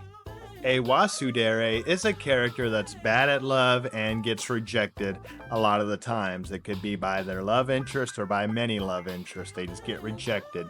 A character I thought of while it's fresh on my mind would be Rista or Ristarte from Cautious Hero that we just talked about a little while ago. So Rista is a goddess, and she summons Seiya to another world to save the day, another isekai, although trust me, it's worth watching. And although she summons this character, she's not supposed to have any romantic feelings for him. It's forbidden, but she can't help it because, well, she just thinks he's really handsome. And there's some plot reasons at the end of the show, but you have to watch that for yourself to find out. Anyway, despite the fact that it's forbidden, she keeps trying to get close to Seiya, the main character, but he rejects her every time. He always makes her look like a fool. He's always being obstinate or obtuse with her, and he's even willing to hit her to get her out of the way, such as when Kazuma hits Aqua in Konosuba. Although it's not really a violent thing, it's more of a just get out of the way sort of deal.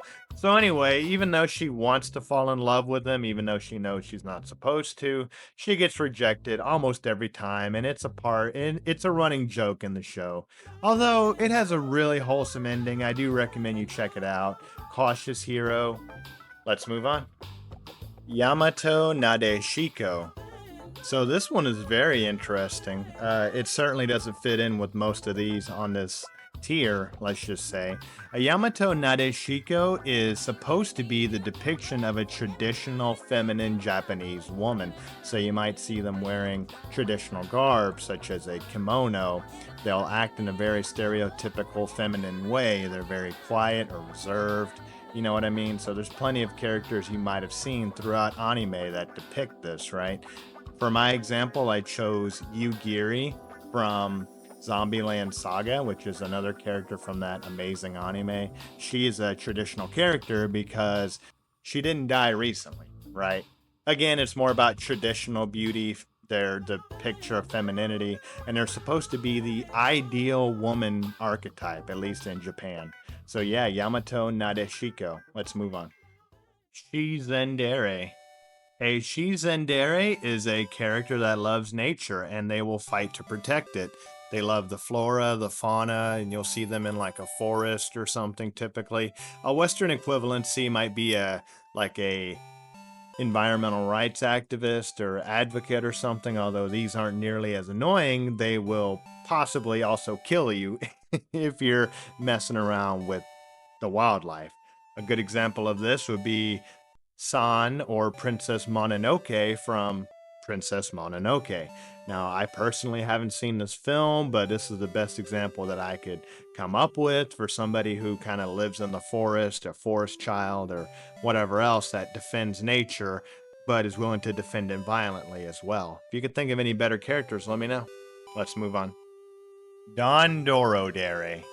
Alright, these are starting to get complicated. So, I hope you've been taking notes. A Dere is a cross between a Dere, meaning a quiet, timid, shy character, mixed with a Dere, which is a character that looks sweet on the outside, but actually has evil or malicious intentions on the inside. So, yeah, that all sounds complicated. Well, don't worry. I think they're complicated as well, but I'm not going to skip any entries unless I legitimately think there's just no reason to have them in the iceberg, right? They're here for a reason. Other people acknowledge them, so... And I could find a character, and if I could find at least one example, I'm going to run with it. So for a Dondoro character, I chose Melee from ReZero. I'm not going to say much more, though, because it's kind of a spoiler. I'm going to say if you know, you know. If you haven't watched ReZero, what are you doing? But yes, Melee, I would think, would be a good example. Also, this is kind of a side note, a side tangent here about how I can get frustrated with the anime community. I was doing research into this character, and while I was on the ReZero fandom, I saw the image gallery of this character, and somebody commented that she was cute, and then immediately someone else commented, "You're going to jail, bro." And I'm like, what the hell's the matter with you damn people? Like, you can't think something's cute without wanting to smash, apparently. And it's not even a real person. Just, these damn tourists, man. It's frustrating. Side note, I'm sorry. Anyway, let's move on. Tsundere. A Tsundere, if you look at the iceberg, I'm convinced is a typo, but a Tsundere is a female character that acts masculine, that dresses masculine.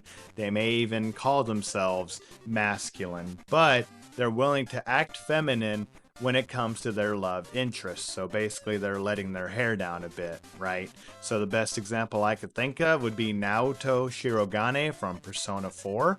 If you played Persona 4, I mean, spoiler alert, Naoto's actually a girl, but they present as a male because they're afraid of that they won't be taken seriously as a female. So it is a female empowerment story that people have unfortunately taken to mean, oh, she's trans.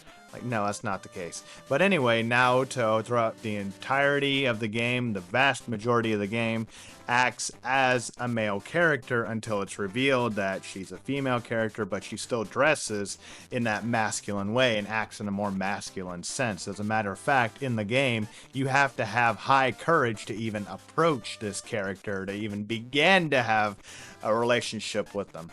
But should you manage to make a relationship with you two happen during the Christmas Eve event that's at the end of the game that you can have with any of the female characters, Naoto will actually offer to let you see her in her school outfit, and this is her way of showing you her femininity. I want you to see me in a school uniform. I know this is what all the girls wear, but, isn't the skirt too short? Please stop. At the end of Persona 4 Golden, she's also dressed more feminine as well. This implies that she's gotten over her complex. But yeah, I thought this was a great example of a Tsundere. Let's move on. Dere. A Dere is a combination of a Tsundere and a Dere, the Western version, so the one that's just fanatical and not a goddess. If you don't know what a Tsundere is by now, what are you doing still listening to this video? Obviously, you know what a Tsundere is by now. A Dere, using the Western definition, is going to be a fanatical love interest, right? This one was really difficult, so I asked the Iceberg Creator, and they recommended Louise de Longname from The Familiar of Zero. Never seen or heard of the show. Is it good? Let me know. But a Dere. Let's move on. Kuudere. A Kuudere is a character that hates love, or is just antagonistic towards it. They're hostile towards it. Think of a cock blocker, basically, right? For this one, I went with Corona from the Galgun series.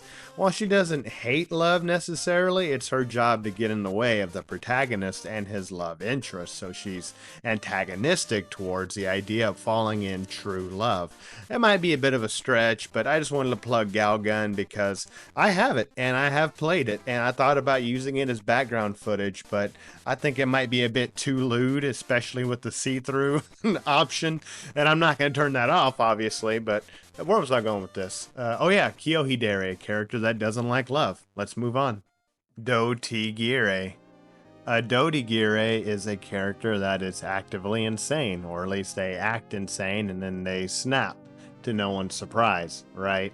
So there are a lot of obvious examples here. You could go with Betelgeuse from ReZero, because of course, but why don't we go with another cautious hero example and say Mitis, or is it Midas? Mitis from Cautious Hero. And if you know, you know. If you want to know why this character snaps and goes insane, just watch. Let's move on. Dere. A Dere is a character that's known for sleeping, right? They're known for being lazy, slothful. You see them all the time being tired and wanting to go to sleep, you know what I mean? So an obvious example, although I may have overused this anime by now, could be Sekhmet from ReZero, obviously. She's literally the Witch of Sloth. But let's go a bit more obscure this time. How about we go with Elle from Crush Crush, or Ellie from Crush Crush. I actually don't know how to pronounce her name. But Crush Crush, as you know, is my guilty pleasure game. I play it all the time, and whenever I complete it 100%, I just reset it. Yeah, it's a good game. I'd check it out, but be careful because it is obviously a mobile game, so watch your wallet. Let's move on. Dere. A Dere is a character that is cowardly, scared, shameful, you name it, but when they rely on their love interests, they're able to come out of their shell. So just to say cowardly, I feel like we've covered that already quite a bit. But in this example, I could say Yukiteru from Future Diary, at least in the beginning. He definitely is cowardly and kind of a shut-in until he meets the crazy bitch. And yeah, things change dramatically for Yukiteru. So yeah, Dere. Let's move on. Suitsune. A Suitsune is a character that hates everyone except for their love interest. Like, everybody else can go to hell, basically, as long as they have their person. This one's a bit redundant. I feel like a lot of characters could have this title, but I guess the best that I could think of, and forgive me, I know I've overused it, but Satella from ReZero, I would say would be the best example that I could think of. But a lot of these are going to start to get a bit redundant because we're really getting into the specifics, right? So bear with me. Hope you're enjoying the video. Let's move on. Sukeban and Bancho. So Sukeban and Bancho are delinquents, and delinquents in this context means people that skip school.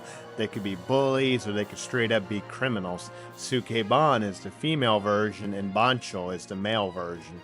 Now, for these examples, I'd go with Persona. How about we go with Natsuki from Persona 3 and Kanji from Persona 4. Now, Kanji could get an hour-long video himself because he has an amazing character arc, and there's quite a lot to talk about, and I think people don't really get it. They try to turn him into something he's not, but definitely delinquent characters. You see them all the time. They might be like in a bike gang, or they might just be gangsters or something, right? But they skip school and they cause problems. You know, back when I was in high school, as high school senior, we'd skip school and just, you know, go to movies or go fishing or go and shoot guns or something, you know what I mean? These guys can sometimes be flat out criminals and thugs and on their way to being gangsters, so that's not good. But yeah, Sukeban being female and Bancho being male. Let's move on. Tsundere. Tsundere has nothing to do with gender, although it is male exclusive. Tsundere is a character that is sweet, kind, gentlemanly, kind of princely vibe, if you know what I mean. You've seen plenty of them. I don't need to give you too many examples, but let's go with Tamaki Suo from Oren High School Host Club. I mean, obviously, right? So they may have glasses, they may like to sip tea, and they're always going to be there for women in need. You know, they're princely, right? You know what I'm talking about. Let's move on. Tsundere. A Tsundere is a Tsundere type character, but rather than being like standoffish or angry all the time, these are much more shy, and they get frustrated because they don't know how to interact with their love interest, and their shyness is kind of them being dishonest with their feelings, right? Or they don't know how to express their feelings. It's a bit complex, right? But if you know this character, Chihiro Fushimi from Persona 3, you know exactly what I'm talking about, right? And there's several other characters like this, but Chihiro in the game has a complex. She's scared of men, period, because she's never had to interact with them much, but thanks to your main character powers in that game, you can, you know, get her to come around and help her to get over it and to be a normal student, and then you can bang her. I really don't want to be alone. Please stay. Just one more hour. I don't have to spell it out, do I? Because nice. But yeah, Chihiro Fushimi, best girl in Persona 3. Tsundere. Let's move on. Tsundere. Tsundere is redundant. It's one that we can skip. It's a combination of Tsundere and Kuudere. Remember, a Kuudere is a violent character, and a Tsundere is typically also violent, so this one's just kind of silly and redundant. Let's move on. Tsundere. Tsundere is a very interesting one. I like it a lot. It is a ghost waifu. Okay, so there's a bit more to it than that, right? So a Tsundere is a character in an anime, manga, you name it, that is a ghostly character. They may have passed on already, but they come back because they need to, you know, they either need to find love or they need to settle some accounts, you know, settle their regrets, or maybe they're in the form of a spirit, but they're usually in a lovey-dovey romantic sense, right? So Menma from Anohana, I think, fits this pretty well. She's in the show even though she's a ghost, right? She's already passed on. I'm gonna be honest with you though, I have heard a lot of people recommend it, and I didn't finish it. I was just kind of bored. I don't know, it wasn't for me, but it's supposedly it's a tearjerker, so maybe I should give it a second shot, and it's beloved. Anyway, Tsundere. Let's move on. Uzadere. And Uzadere is a character that is very loud and annoying. You know the type that as soon as they walk into a room, you can hear them. They command respect, they're loud, and they're proud, basically. I could think of no better example than Bodyguard from Mushoku Tensei. 私ルーデウスとこちらここで我が輩がババッと登場である。察するがいい。ありがとうございます。Yeah, you get it, right? Uzadere.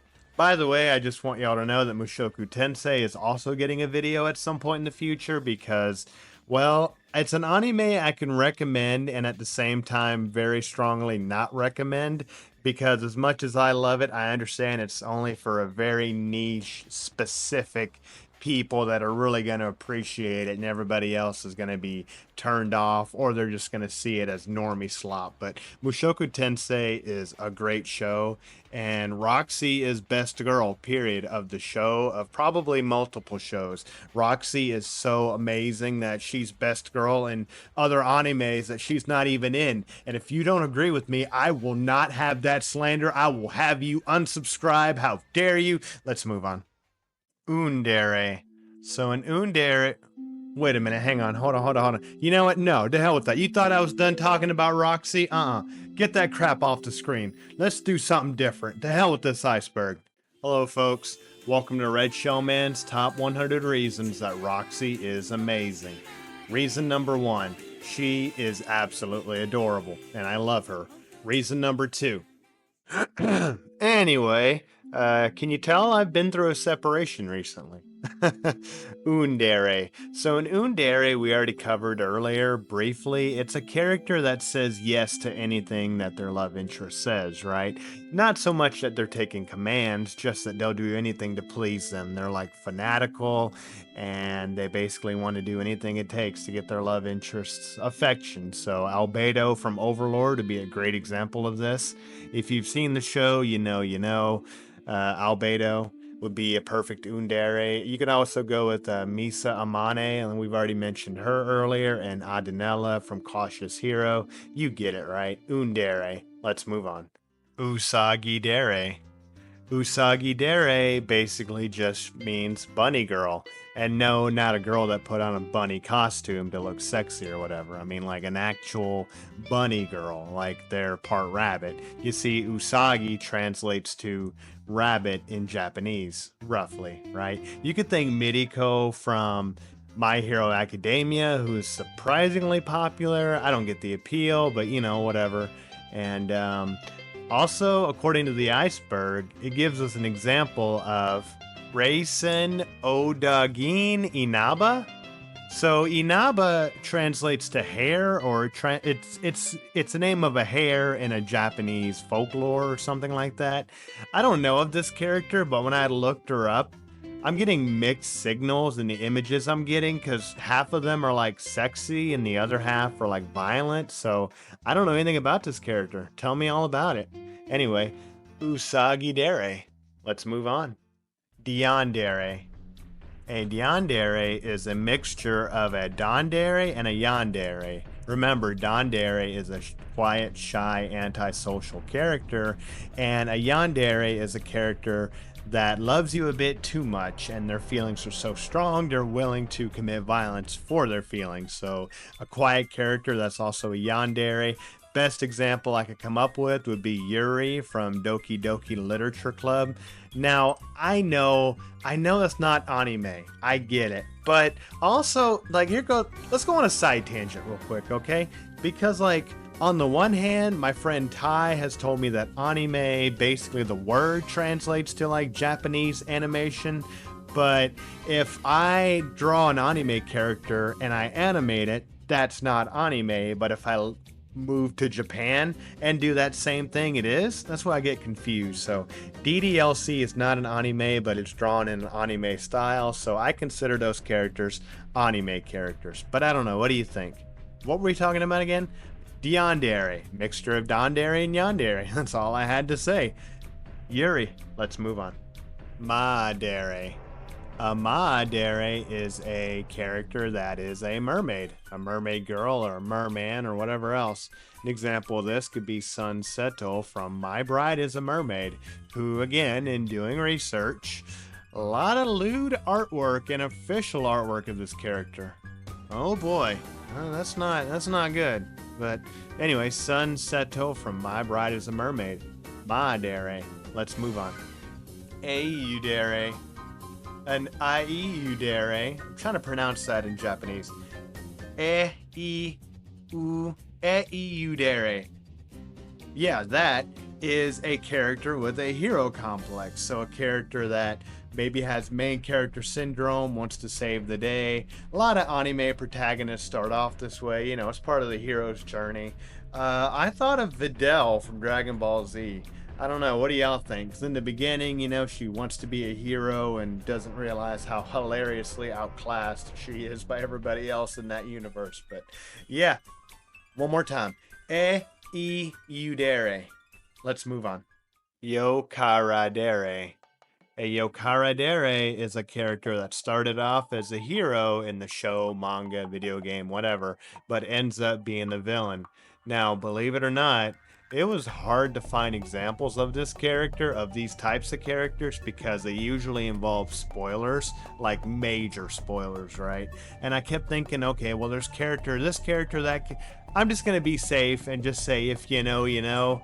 But yeah, Dere, I'm not going to give any examples this time, but just a hero that goes to villainy. And that mistake, I'm going to leave that in just to prove that I'm not AI, by the way. But yeah, Dere. Let's move on. Dere. Alright, I know the Iceberg says Dere, but that's kind of an outdated term, and the better term would be Dere. And that basically means an anime character that is associated with drinking alcohol. Or at least they show their loving side when they're drunk. Now, folks, I don't have to tell you this, but I'm going to tell you this. Don't fetishize an addiction, okay? Alcoholism is serious. However, a lot of characters in anime have been shown that they only show their loving side whenever they're drunk. There's a saying, I can't think of it now, but it's like, in wine there's truth. So it's like when people get drunk, they let their walls down and they're more honest in many cases. So yeah, a Yoi Dere. You could think Misato Kitsuragi from Neon Genesis Evangelion. That'd be a great example. We already talked about people like Aqua too, that's another example. But you can think of many others. Yeah, it's a character associated with alcohol. Let's move on. Maso Sado Dere. A Maso Sado Dere is a combination of a Sado Dere and a Maso Dere.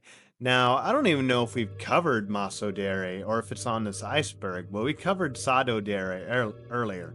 A Sado Dere is a character that is sadistic, so using context clues, we can figure out that a Maso Dere is a character that is masochistic, right? So a Sado Maso Dere is a character that's a combination of the two. And I hate to break it to you guys, but I had a hard time finding an example of this. The only one that I could think of, and I hate to be all normie about it, but Junko Enoshima would be the best example of someone who both loves to give pain, loves to take pain, and just has love in them for something. And also, she's absolutely batshit insane. But yeah, Sado Maso Dere. Let's move on. Paradere. A Paradere, to keep it to as little words as possible, is a character that likes to talk. Yes, irony. So for an example of this, I'd say Pandora's actor from Overlord would be a great example, as he never shuts the hell up, and Ainz has to tell him constantly to shut the fuck up, but he keeps talking.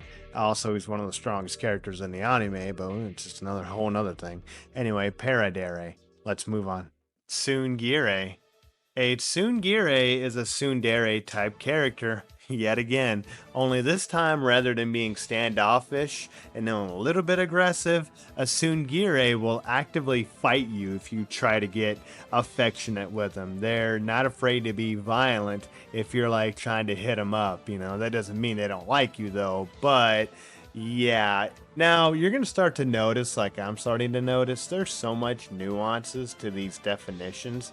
I don't know if most of them are official or not, but I guarantee you the people that are paying attention are the people that put out anime, manga, that write light novels, because the most important thing about any of these things I just listed is the main female character. So they're always building that first, and then they build a story around that. Yeah, I'm not sure if you knew that, but that's basically how most, I don't know, that's my opinion. Anyway, a Tsundere type character, the Tsundere, again, that's violent towards you, and that's the distinction. Right? You try to go give them flowers and they kick you in the face, which ain't fun. Naru Nasegawa was probably the best example I could come up with from Love Hina, I'd say, for a Tsundere, but give me some more examples. Let's move on. Mekani Kuudere. So a Mekani Kuudere, to begin with, I am face palming because I tried to pronounce that for like a minute and I couldn't until I just looked at the definition and I was like, oh, mechanical, mechanic, Mekani Kuudere. So a Mekani Kuudere is an inventor type character, one that's obsessed with their inventions, maybe calculations, building things. The best example I could possibly give would be Senku Ishigami from Dr. Stone. That's a great anime. It'll make you appreciate what you have for sure. I love that show a lot. Yeah, Senku definitely fits that bill. Now, furthermore, you could look at Nanahoshi from Mushoku Tensei. That would be another good character of this. Mekani Kuudere. So just a character that likes to invent, build things, get obsessed with them. Yeah, let's move on. You Chinadere. You Chinadere is an adult character that acts childish. Not necessarily like an otaku or a man baby, just an adult character that acts childish. I guess they're good with kids, for example. Best Dad Maze Hughes would be a good example for this one. It's a terrible day for rain. Let's move on. Buchigire. A Buchigire is a character that gets violently or explosively angry. And they're usually angry all the time anyway, but then they can just blow up and get even more angry. So their entire existence in medium is just to be angry. And, well, Bakugo from My Hero Academia fits that bill pretty well. I know I've been, like, hesitant to use like too many normie friendly anime characters, but damn it, I don't know, go easy on me guys, okay? Yeah, Bakugo, but hey, that's a great anime though, don't get me wrong, don't ever think I'm talking crap about these anime because they're normie friendly. It's just that, well, they're normie friendly. We gotta gatekeep. Anyway, with that, let's move on to the next layer. Hey, if you made it this far, you're not leaving yet, are you? Layer 5. Tsundere. A Tsundere, I believe, is a typo because there's no Tsundere. There is a Tsundere with an I. And a Tsundere is a princess-like character, a nobility-type character that, unfortunately, because of their noble status, because of their standing, they're not able to show their romantic side, their loving side, although they definitely have one. And this can be confusing for our main characters or other characters because they don't know if they're just being nice or if they're genuinely in a loving mood. So a great example of this could be Ruri from Dr. Stone. If you remember in the anime, she definitely wants to be with Chrome, like there's no doubt about it. But she has to pretend like, oh, I'll marry any of the top warriors that I have to, right? But no, she wants to be with Chrome, but she can't come out and say it. Another example could be Princess Renair from Overlord, but if you know, you know. I'm not getting into any more details. Let's move on. Inudere. Inudere, or Wandere, is a dog girl or boy. Now, I know that may sound kind of mean to call any girl a dog, but I mean, nowadays there's monster girls, animal girls, or hybrid girls. You've heard of cat girls, right? We already had Yandere, so they don't have to necessarily be part animal. They could be just having animal-like characteristics, right? Although there's about too many animal girls for me to be comfortable with. Now, you know my proclivities. I'm into blue-haired magician waifus, right? So I'm not here to throw stones, but if we're gonna give an example of Inudere, I would say every girl's gateway anime other than Sailor Moon, Inuyasha. Yeah, at least that's how it was when I was in high school. What was your gateway anime? Let's move on. Gundere. A Gundere is an anime character that's really into knives. They might like sharpening knives, throwing knives, playing with knives, using knives, and okay, I'm being sarcastic. A Gundere, though, is not necessarily an anime character that likes guns, but they are military characters, or characters that are in the military, and while they have a romantic side, typically they're not allowed or able to show it because of their position in the military, and this can cause a lot of frustrations. They will typically put duty first, of course. Best example by far could be none other than Riza Hawkeye from Full Metal Alchemist. If you've seen that show, obviously, I mean, who hasn't? I think it's still the #1 rated on my anime list. But anyway, Riza Hawkeye is definitely someone that you barely see crack a smile ever. But she does have a loving side, of course. She is close to Colonel Mustang. And you do see her outside of duty in her normal clothes, and she looks like just a regular woman. But when it comes time to business, it's strict, no nonsense. You know the type. I don't need to go into more detail. Let's move on. Tsundere and Tsundere. Alright, so let me get something off my chest real quick. We're going to start speedrunning these ones in red because, for one, this video is taking just about a month to get out, but that's not an excuse. For two, these ones in red are hybrid characters, and reading ahead, a lot of these are just redundant. A lot of them are just, fan-made, so they're not even official types.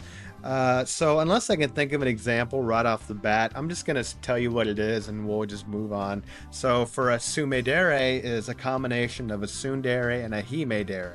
Remember, a Himedere is a princess type character. A Tsundere is a combination of a Tsundere and an Ojidere, which is a princely character. You see what I mean? So a lot of these, I mean, it's just kind of... you're never going to remember these, right? So just keep that in mind. A Tsundere and a Ojidere. Let's move on. Tsuyandere. Alright, a Tsuyandere is a Tsundere type character mixed with a Yandere. Now, you know what a Tsundere is by now. You know what a Yandere is by now. But I could think of an example off the top of my head, and that would be Miyuki from the game You, Me, and Her. I've talked about that game a ton on this channel. I love it. It's the predecessor, I would say, to Doki Doki Literature Club, at least spiritually. If you like that game for its meta horror, you will love You, Me, and Her because it does it so much better. Just, it is like head and shoulders night and day. Miyuki, I would say, would be a Tsundere, but if you want to know why, just check the game out for yourself. That's all I'll say. Let's move on. Kuudere. A Tsundere is a mouse girl or boy, or hamster girl or boy, right? So chew is actually an interesting word because it can mean like chewing, or like it could be the sound that a mouse makes or something like that. You know what I mean? Like chew, chew, chew. That's kind of why it's called chew, right? So when we talk about a mouse girl, we're not talking again like they have to have a tail and ears, unlike cheese. They could just have, you know, hamster-like qualities or whatever else, right? So what exactly that means, I don't even know. But for an example of this, I went with Umaru Doma from Umaru-chan. I've never seen this one, but I see the GIFs all the time. Is it good? Looks like a comedy. Let's move on. Onedere and Onidere. Knew this was coming, Pete. You knew this was coming, Pete. Yes, so this is anime. Onedere is an older sister type character, and Onidere would be an older brother type character. Now, they don't actually have to be related. This could just be like a more of a mentor role or more of a surrogate role, right? So somebody who takes on that older sister or older brother role in the character's lives. So for Onedere, that being the older sister type, I went with Mikata from Princess Evangeli. And yes, I've played that game before. Shut up. And for an older brother type character, I went with Keiichi Maebara from the Higurashi series. And the reason for that being is he takes on that older brother role for Sadako in a certain arc, but if you know, you know. So yeah, Onedere and Onidere. Kind of wholesome still though, right? We're not into the weird stuff yet. Or are we? We've been weird. Let's move on. Hyakatsundere. A Hyakatsundere is a cross between a tsundere type character, remember, standoffish but secretly lovey-dovey, and a Hyakatsundere, which is a teasing type character, right? So again, this one's kind of redundant. Off the top of my head, I want to say maybe Otome from School Days, but these are difficult. Let's move on. Kidere. A Kidere, from what I can tell, is a Himedere type character, which is a princess type, remember, that takes their role less seriously, right? They're not as interested in their nobility.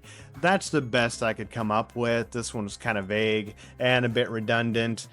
Felt from ReZero, I think, would be a good example of this, but I'm kind of not even sure what this one means. So unfortunately with that, I apologize. Let's move on. Tsundere. Okay, I know I said I didn't like monster girls, but I'll make an exception for this one. Tsundere. Oh god. Oh, what have I done? I'll make an exception for this character in particular, okay? Tsundere is a zombie character. So think Frankenstein's Bride, right? Here we have Zombina from Monster Musume, which I actually watched that whole anime and I didn't think it was very good, but yeah, Zombina was probably the best character in that show, and I don't even think she was a main character. Yeah, but let's move on. Yowaidere. A Yowaidere is a character that's seen as kind of weak, which is kind of mean. This one's difficult because a lot of times characters start off weak and they end up being strong. But I mean, it's kind of tough to call here. I would say maybe Shinji Ikari, not so much for his like abilities piloting the Evangelion, but more his mental weakness, right? Someone that you might see as maybe a crybaby, not really so much a pushover in battle, but someone who's like has a weak constitution or a weak mental state. You know what I mean? Shinji Ikari. Anyway, I think it's what it means because a lot of these are getting to the point where they don't have definitions online at all, and it's a little late for me to be reaching out to France. So, yo Dere. Let's move on. Hime Gire. A Hime Gire is a princess character. Yeah, starting to notice a pattern here, huh? A princess type character that's, well, frankly, a bitch. Well, so they use their princess status, their nobility status to their advantage. They're pretty mean to everybody else around them, right? And it's kind of to get their way, or they force people to do their bidding, whatever else. They take advantage of their status. I hate to double dip again, but Bariel from ReZero, I would say, is probably a pretty good example. I'm sure there's several others, but if you can think of a better one, let me know. Let's move on. Kuudere. Kuudere is a character that is anxious, nervous, or pessimistic about love. Now, we've already talked about anxious characters, but in this situation, they're anxious about their love life, or they're pessimistic. They think it's never going to happen. They're always worried about their romantic interests, or worried that they're not going to love them enough. You've seen this a million times, right? So when I explain it like that, you get it. For a female example, I could say Sakura Mato, if for no other reason than to put Sakura in this video somewhere. She's probably in the top 100 waifus in the Fate series. And if you think that's bad, there's like 700,000 waifus in Fate, so that's actually a really good thing. A better example, unfortunately, we could say Kazuya from Rental Girlfriend. I say unfortunately because I was watching that anime when it first came out, and I thought it was interesting. It was a good little, something new. I was watching it and I thought it had high potential, but then they decided to jump the shark, or shall we say, fall into the pool. If you know, you know. Ugh. Let's move on. Kami Gire. A Kami Gire is an evil character with a god complex. We're not necessarily like a god character like Kami would imply, but they are arrogant, they're conceited, they're like a mastermind, right? And it's like Yagami. If you read the description on the Iceberg, it's like Yagami.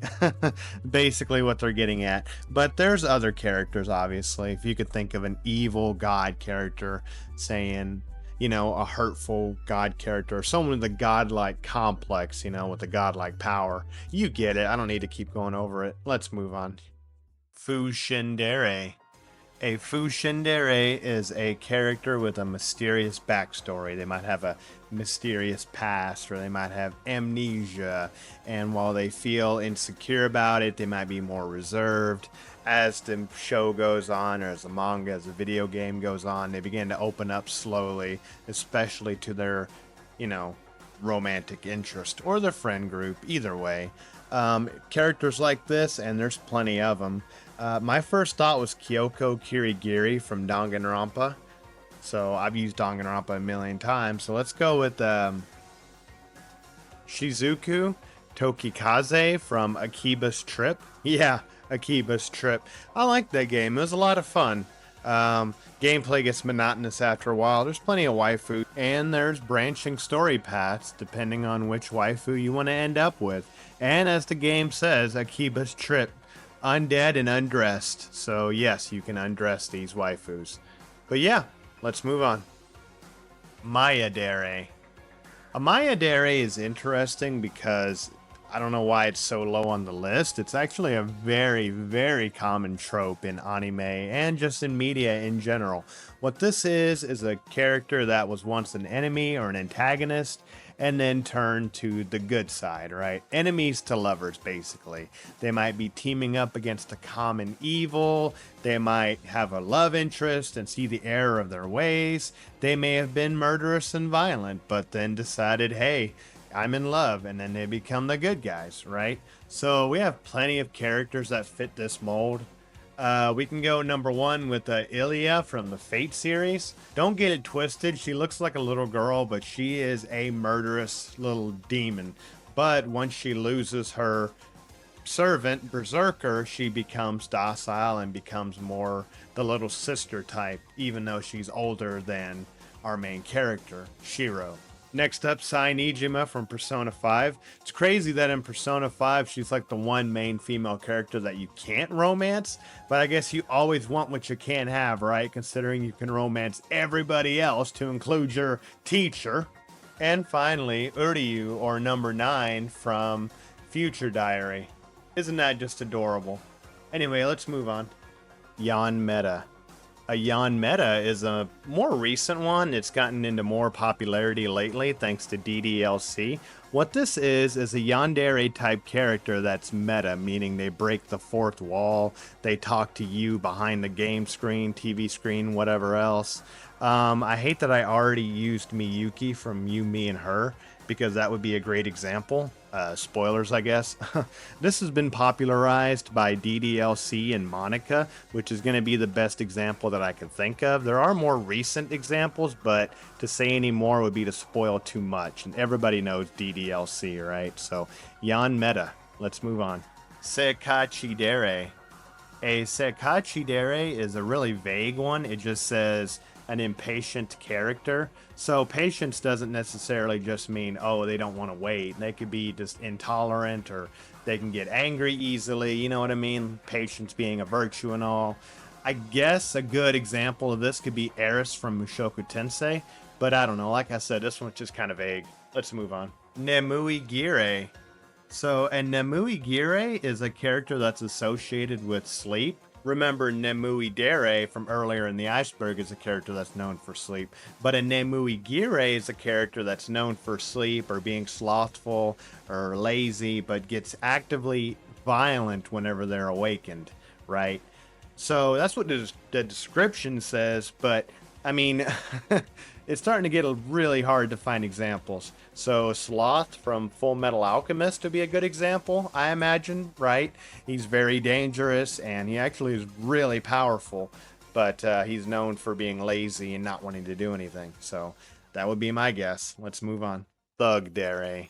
A Thug Dere is a character that is a thug. Well, not necessarily just a thug. They can be crude, cruel, mean towards their love interest or people they actually care about, and that's kind of their way of showing affection. They don't really know any other way. In doing the research for this, I really didn't know what to put, considering I've used so many examples, and there's a lot of ones that are very similar, like Onidere, for example. So for this one, the number one person that pops up is Revi from Black Lagoon. I have not seen this anime. Tell me all about it. Let's move on. Dere. A Dere is a character that is a mix of a Kuudere and a Dere. Remember, Dere is a quiet, shy, antisocial character, and a Kuudere is an emotionless, even-keeled character. Again, this is a red one, so we might just speedrun this one. I can't think of any character in specific that it wouldn't be, somewhat redundant. So if you can think of one, let me know. Let's move on. Kuudere. A Kuudere is a hybrid type mixture of a Kuudere, meaning someone that's, emotionless, cold, and stoic, and a Hinedere, which, as you remember, is someone who's nihilistic or bitter or angry at the world, right? So angry at the world, but also not angry because they don't have emotions.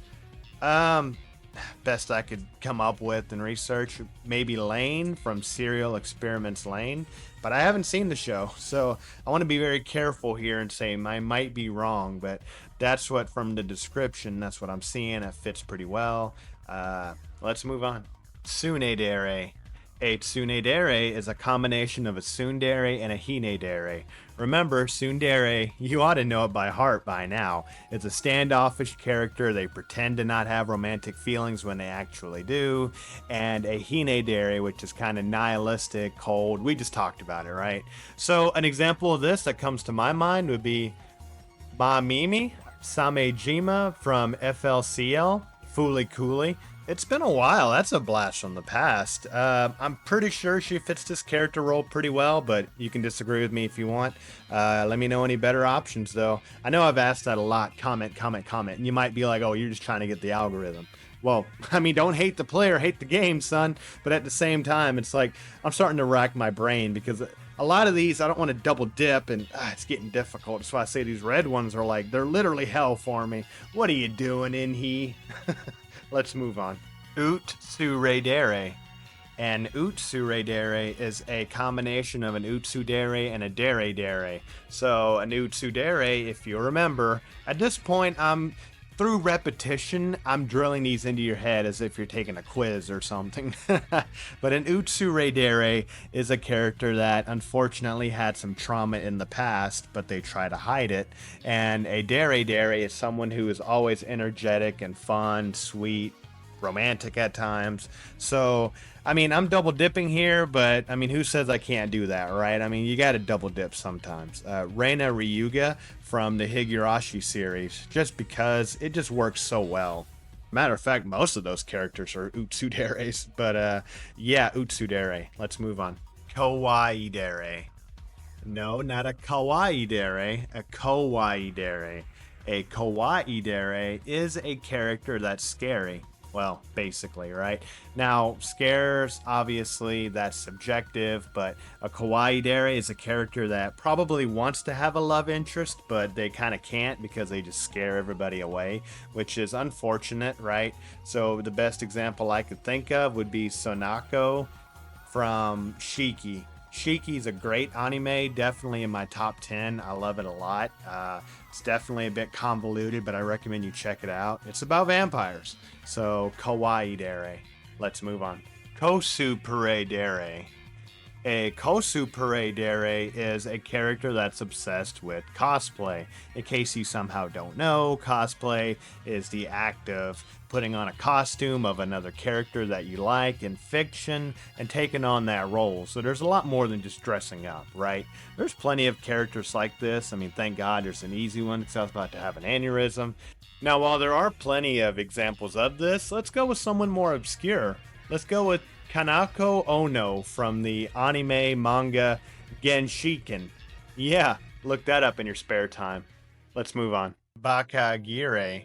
A Bakagire is a character that is violent or aggressive, but they're also just really dumb, right? You remember Bakadere being a dumb character that was just lovable, maybe, right? Well, these ones are possibly lovable too, but they're also seen for being violent, aggressive, dangerous, you name it. So for this one, let's go with Inosuke Hashibara from Demon Slayer.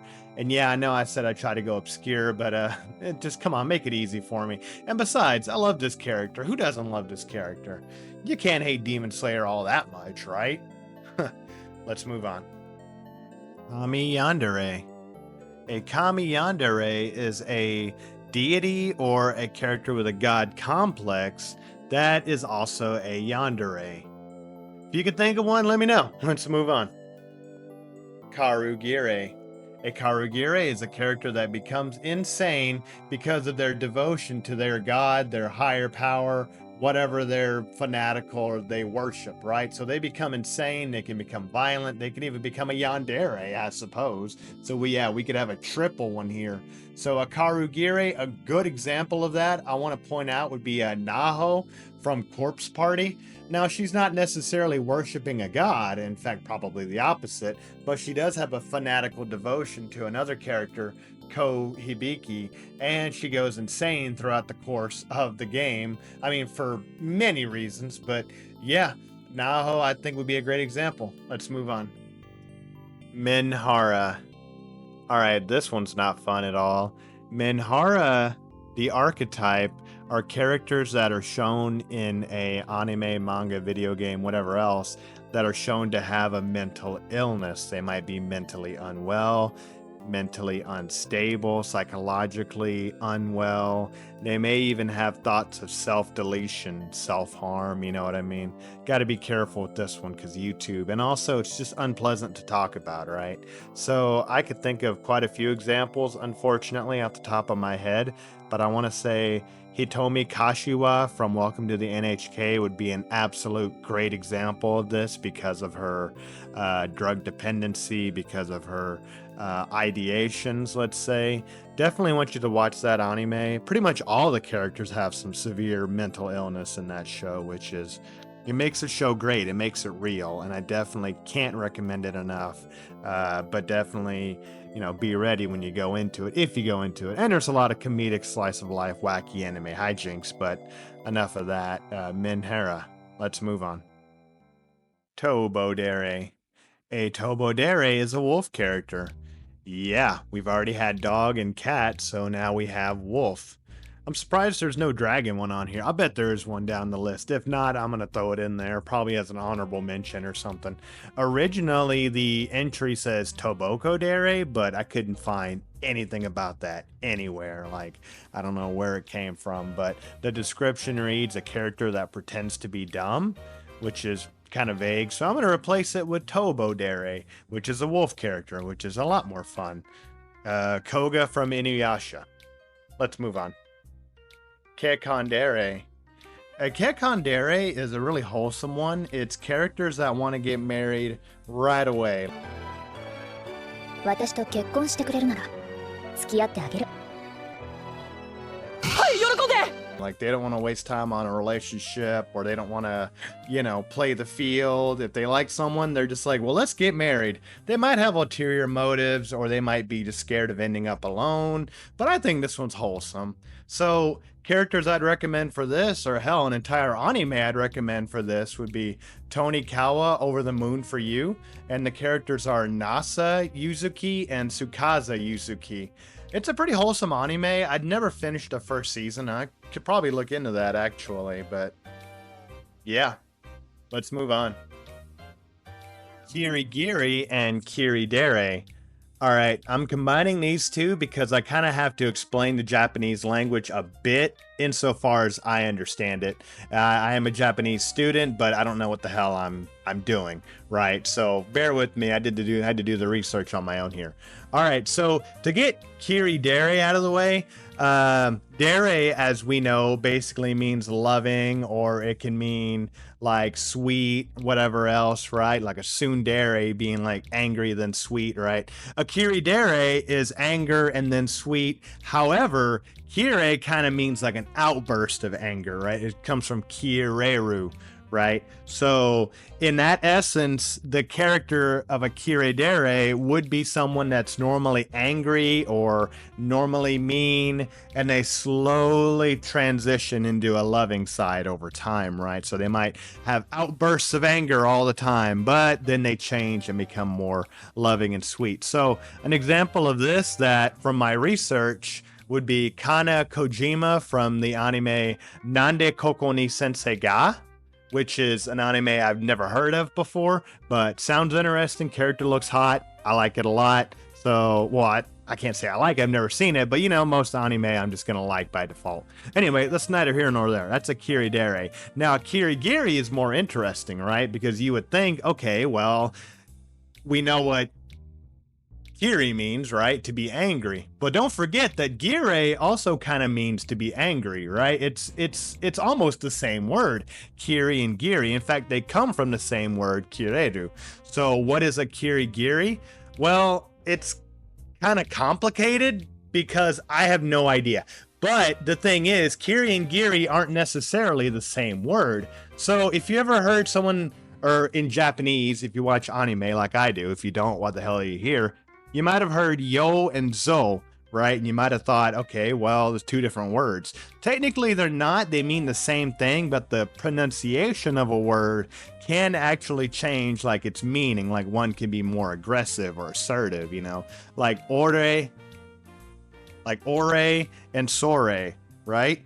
Yo and zo, those two sets of words, while they sound similar, in English, we might think, oh, they're two different words because they're spelled differently, but they mean the same thing. It's just the way you say it can change the way it comes off. One could be less polite. I know that ore is typically seen as like more blunt or aggressive a way of saying things. So Gire actually means the same thing, but with Kire being more aggressive than Gire.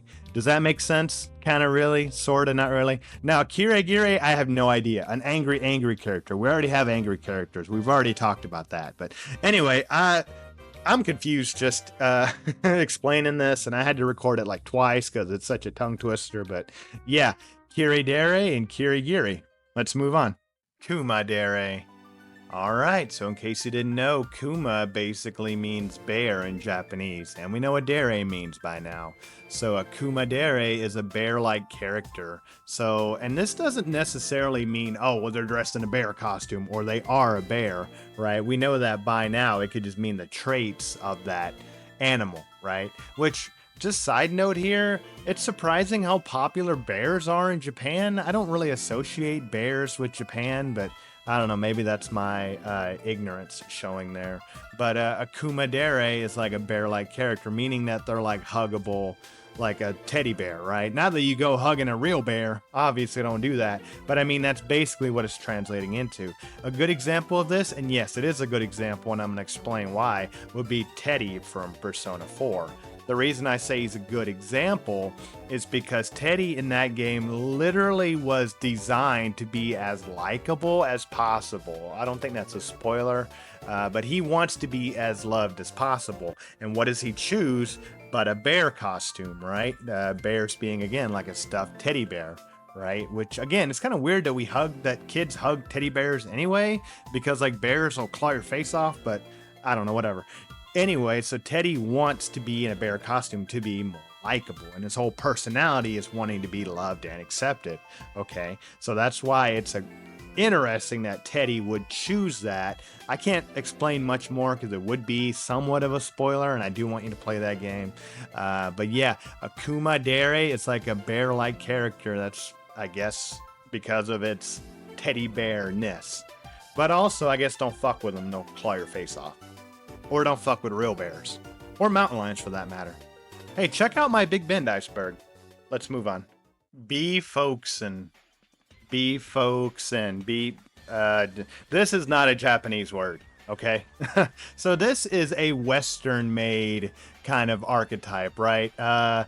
Basically what this one means is the counterpart to Tsundere. If you remember Tsundere, it's a gentlemanly type character, right? Someone who, might dress and sound like a proper gentleman, but that's a male version. Folkson is a female equivalent, so someone who dresses like a male and acts gentlemanly, but I thought we already had that with Danso no Reijin, so this one's just kind of, I feel like if one term exists for one gender, we have to have an opposite term, I feel like, even though it's redundant in my opinion, right? This one just kind of doesn't make sense to me, and it's clearly not a Japanese word, but it's known in some fandoms, so we'll go with it. Folkson.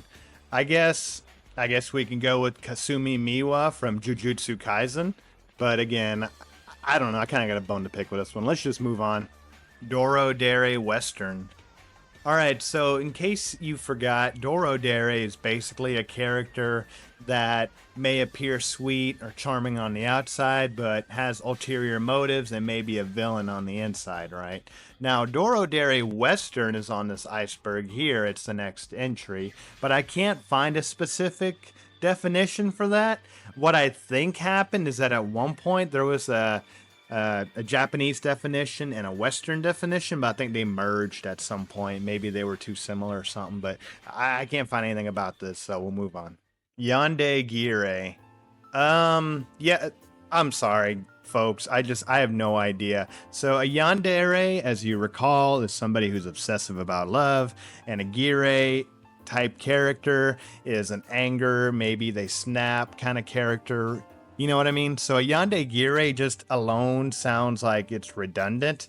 I really don't know like how to define this one, and there's no definition available. The definition on the iceberg makes no sense, and I can't find this term anywhere. I can't find any examples. I'm sorry. Let's move on. Dere. Hey, remember earlier when I was going over Sado Dere, and I was like, hey, where's Dere? I don't see it on the iceberg. Well, here it is. Now, don't say anything bad about the iceberg. Obviously, it's this creator's first iceberg, or at least it's something they created a long time ago. But anyway, a Dere. Again, using context clues, you can tell masochistic Dere, so someone that loves being in pain, someone that maybe loves you know, having their love interest injure them, maybe. They're a masochist, right? There's the most famous masochist in anime history. I mean, maybe that's debatable, I doubt it, but Darkness from Konosuba, obviously. I mean, she's nuts. We could also go with Valkyrie from Cautious Hero. Yeah, so check both those anime out. They're both hilarious. Let's move on. Chunnibyou. A Chunnibyou is one of those things that it's hard to describe, but you know it when you see it. For example, take Ainz Gon. 我が名はナインズウルゴン。まだ立か大墳場の主にしてマダー国を務める者。死をないし死に愛される者。なんだこれ。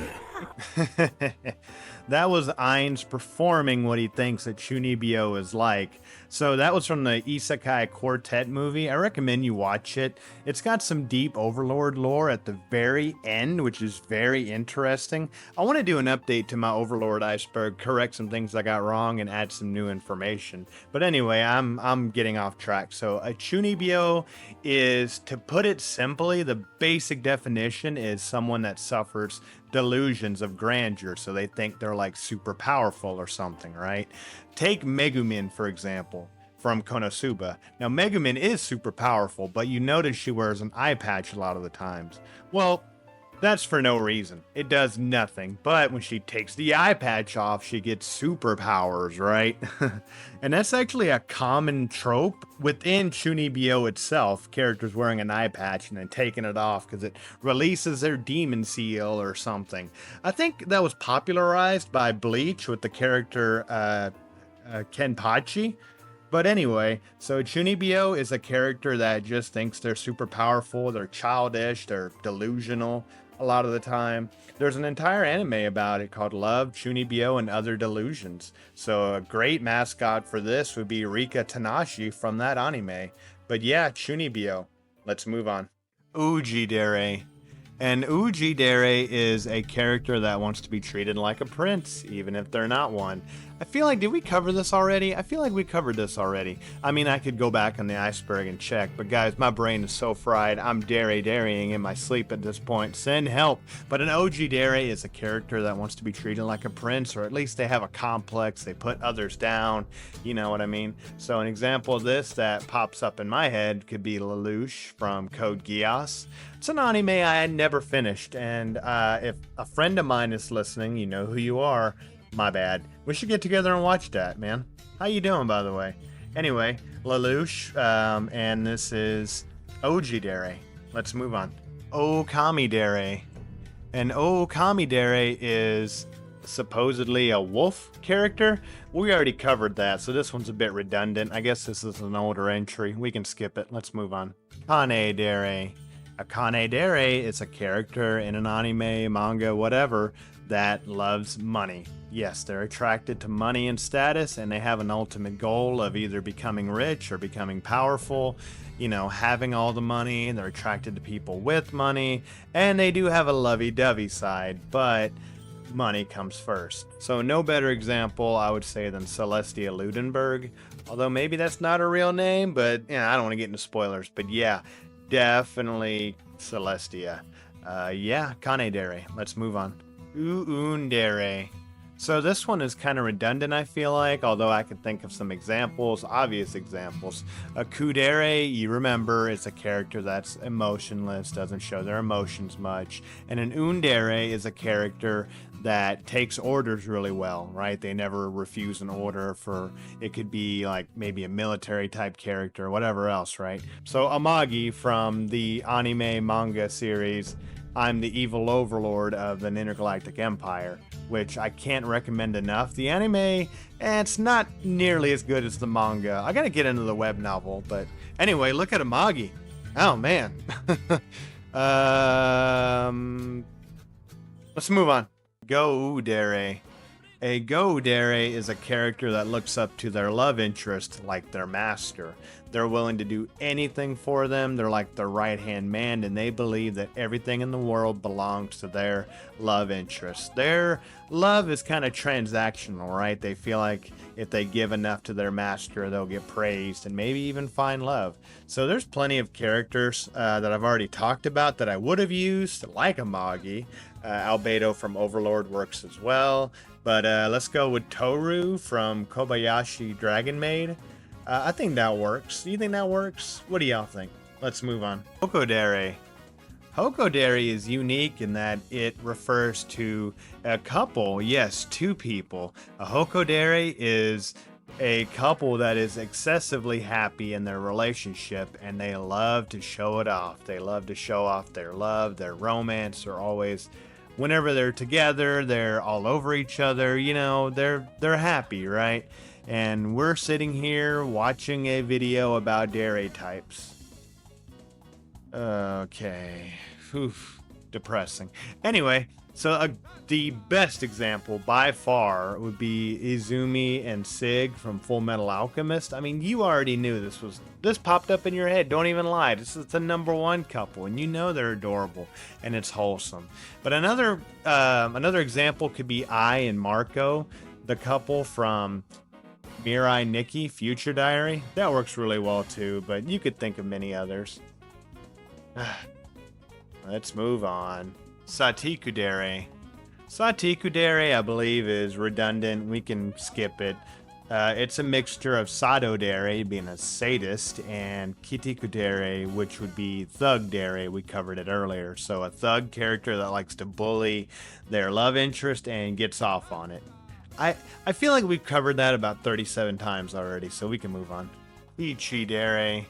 A Kichidere is a character in anime, manga, media, whatever, that is seen as insane, violent, crazy, except for in matters of love. Yes, when it comes to their love interest, they're surprisingly normal and wholesome.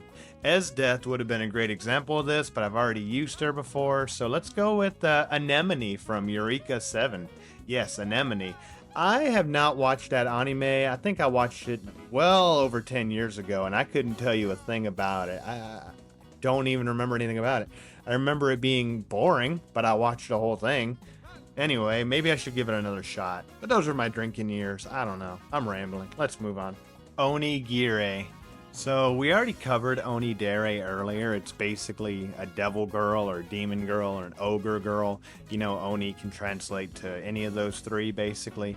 But an Onigire doesn't really have a loving side. They're just kind of mean, right? They're kind of mean or sadistic or evil, right? Versus Onidere, which has a loving side, you know, Dere.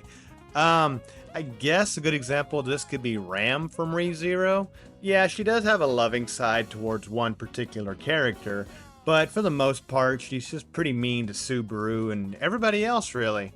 By the way, speaking of ReZero, I used to think Rem was best girl, but then Echidna showed up and I was like, who's Rem? But that said though, while Echidna may be pretty high up there, you put no waifus before Roxy. Oh boy, you better not. Well, actually go ahead. I don't want to share her anyway. But with that, let's move on to the final layer. The final layer. Alright, so before we begin, I need to let you guys know something about this final layer. Okay, so it has over 50 entries, roughly a quarter of the entire iceberg. And this is what I'm going to be covering in the iceberg, right? I'm going to be omitting the majority of these entries. Now, here's why. To begin with, it's something I haven't done on an iceberg yet, and I don't mean any disrespect to the creator, but they themselves told me that a lot of these entries are out of date and they don't really have a definition anymore, right? Now, you can look these up all you want.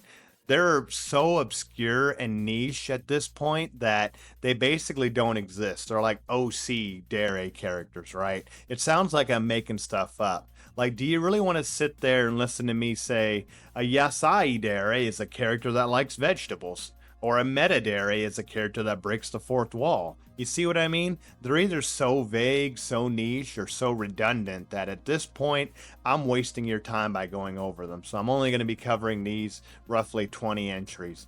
and I hope that's okay. I'm going to be leaving a link to the Iceberg in the description, as well as in his channel, so you can go check them out, check out the Iceberg, do your own research. But I've gone through every last entry on this one, and I've decided that a lot of them just aren't worth covering. I hope you're okay with that. So with that, let's get on to the final layer. Dere. A Dere is a character that's known for sailing the seas. They're known for the water. They're known for being a ship captain, you know, something like that. A great example of this would be Ryusui from Dr. Stone, season 3, I believe. It's a great anime. Check it out. I love that character, by the way. He's great. But yeah, Dere. Let's move on. Dere. A Dere is a rival character that becomes a love interest at some point, or at least they begin to show affection towards their rival. So no better example than the Pokemon games, in my opinion, such as Brendan and May from Generation 3. I mean, yeah, it's never outright said, but it's implied pretty heavily, and I think the manga pretty well has them confirmed to be love interests, at least, if not Generation 3, I believe Generation 5's, I believe. But yeah, Dere. Let's move on. Kuudere.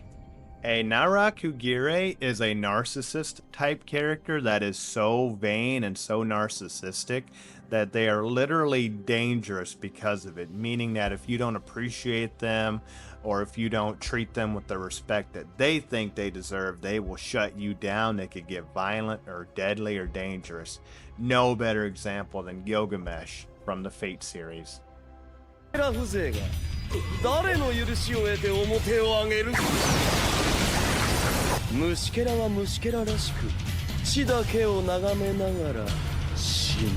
Yeah, no kidding. You don't want to mess with Gilgamesh.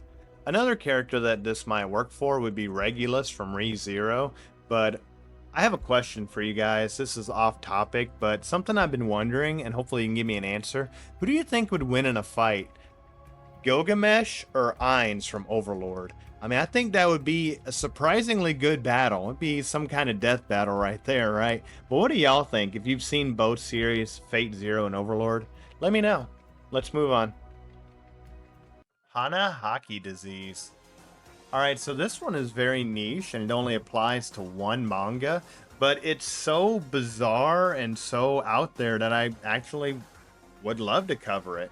So Hana Haki disease is basically from one manga back in 2008, and Hana Haki disease is the act of a character vomiting up flowers because of their unrequited love. Yes, this is only in one manga that I could find, and apparently another manga or a manhwa from Korea tried to use this same trope in their manhwa, and they got sued for copyright infringement.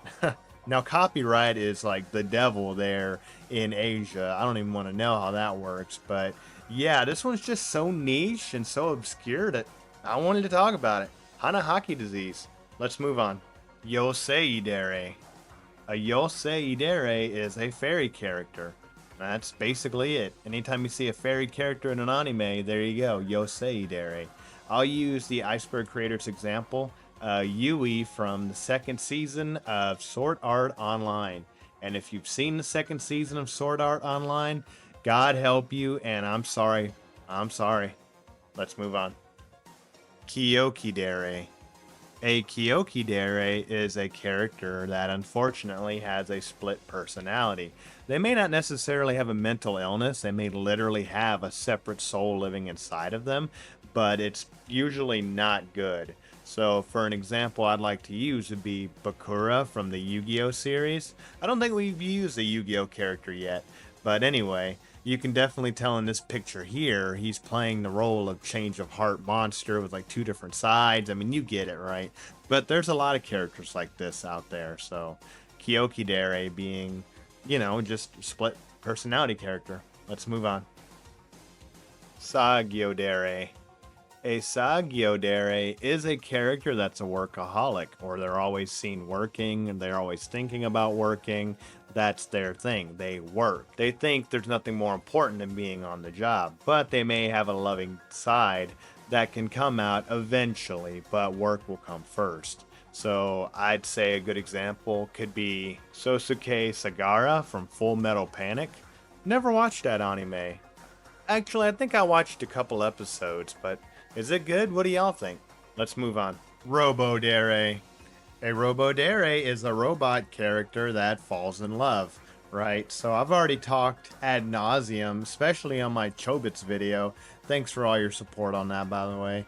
About AI android waifus such as Amagi from Intergalactic Overlord, Evil Empire. I can't get that title straight. Anyway, basically, Dere is a robot waifu, except it doesn't have to be like a good-looking robot. It could be like just a robot, right? So in my Chobits video, and one of the commenters recommended I watch an anime called My Wife Has No Emotions. I looked into it. I watched like halfway through the first episode, and I was like, I bailed out. I freaked out. Like, I couldn't stand the uncanny valley of it. Like, if you're gonna have a robot waifu, I mean, why would you? Come on, man. It's supposed to look like this, not like this. What are you doing, man? I mean, I want a waifu. I don't want to feel like I'm smashing my toaster again. Let's move on. Kawaii Gire. A kawaii Gire is a character that is afraid of themselves. Well, what does that mean? Well, typically it means that they're afraid of like their power, right? They're afraid they'll hurt somebody, or they're afraid of what they're capable of. That's what I think the iceberg is getting at here. Kawaii Jidere, I don't see any definitions anywhere again, but this one I thought was interesting enough to keep it in, because you can think of a few characters like this. I mean, it might be a bit redundant. We already have Chunnibyou, but this one might be like serious, like I'm afraid of what I can do, right? Kageyama from Mob Psycho 100 would absolutely fit this bill pretty well. I love that anime too. You should check that out for sure. But yeah, Kawaii Jidere. Let's move on. Imoto Dere and Ito Todere. Alright, so these are, respectively, little sister and little brother characters in anime or manga or video games or whatever. So it doesn't necessarily have to be family or blood related. It could be like someone that looks up to another character and they act as a little brother or a little sister, right? They may enjoy doing it. They may want to act childish. I don't know. This is anime. You know what it is. I don't even need to tell you, bro. But Imoto Dere, right? So little sister character. For that, I picked Philo from Shield Hero. Yeah, she's a child and she acts childish and she looks up to Raphtalia, at least sometimes, as a big sister. And she even plays mischievously at times just to get under her skin, right? She also looks up to Melty as a little bit of an older sister or a friend character. Just to give an example of someone that's not related but could be considered a little sister character. For a little brother character, I picked Garfield from Re:Zero. Okay, why is that? So if you've seen the anime, you'll know that Garfield is an antagonist at first, but he actually becomes one of the main characters at the end of season 2.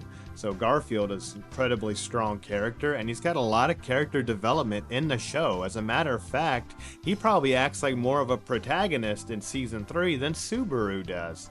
But he looks up to Subaru after he gets beaten in a fight. He's also part animal, so it's probably like the whole domination thing, if you know what I mean. And Garfield is like one of my favorite characters in that show. I've really grown to like him a lot, and I feel like he could be the protagonist of his own anime. I really like the line he says at the end of season 2 whenever he's fighting a certain character and they start going on about their backstory, and he's just like, "Shut up, no one asked you." But anyway, yeah, Imoto Dere and Ito Todere. Let's move on. Dere. So this is another one that's just sad. So a Dere is a character that comes from a poor background. Maybe they're impoverished. They have a tough life at home. They have a tough family life. But ultimately, they do want to find love, or at least they end up finding love in their respective medium. And maybe they try to escape from it, kind of like a Cinderella story, if you know what I mean, from rags to riches.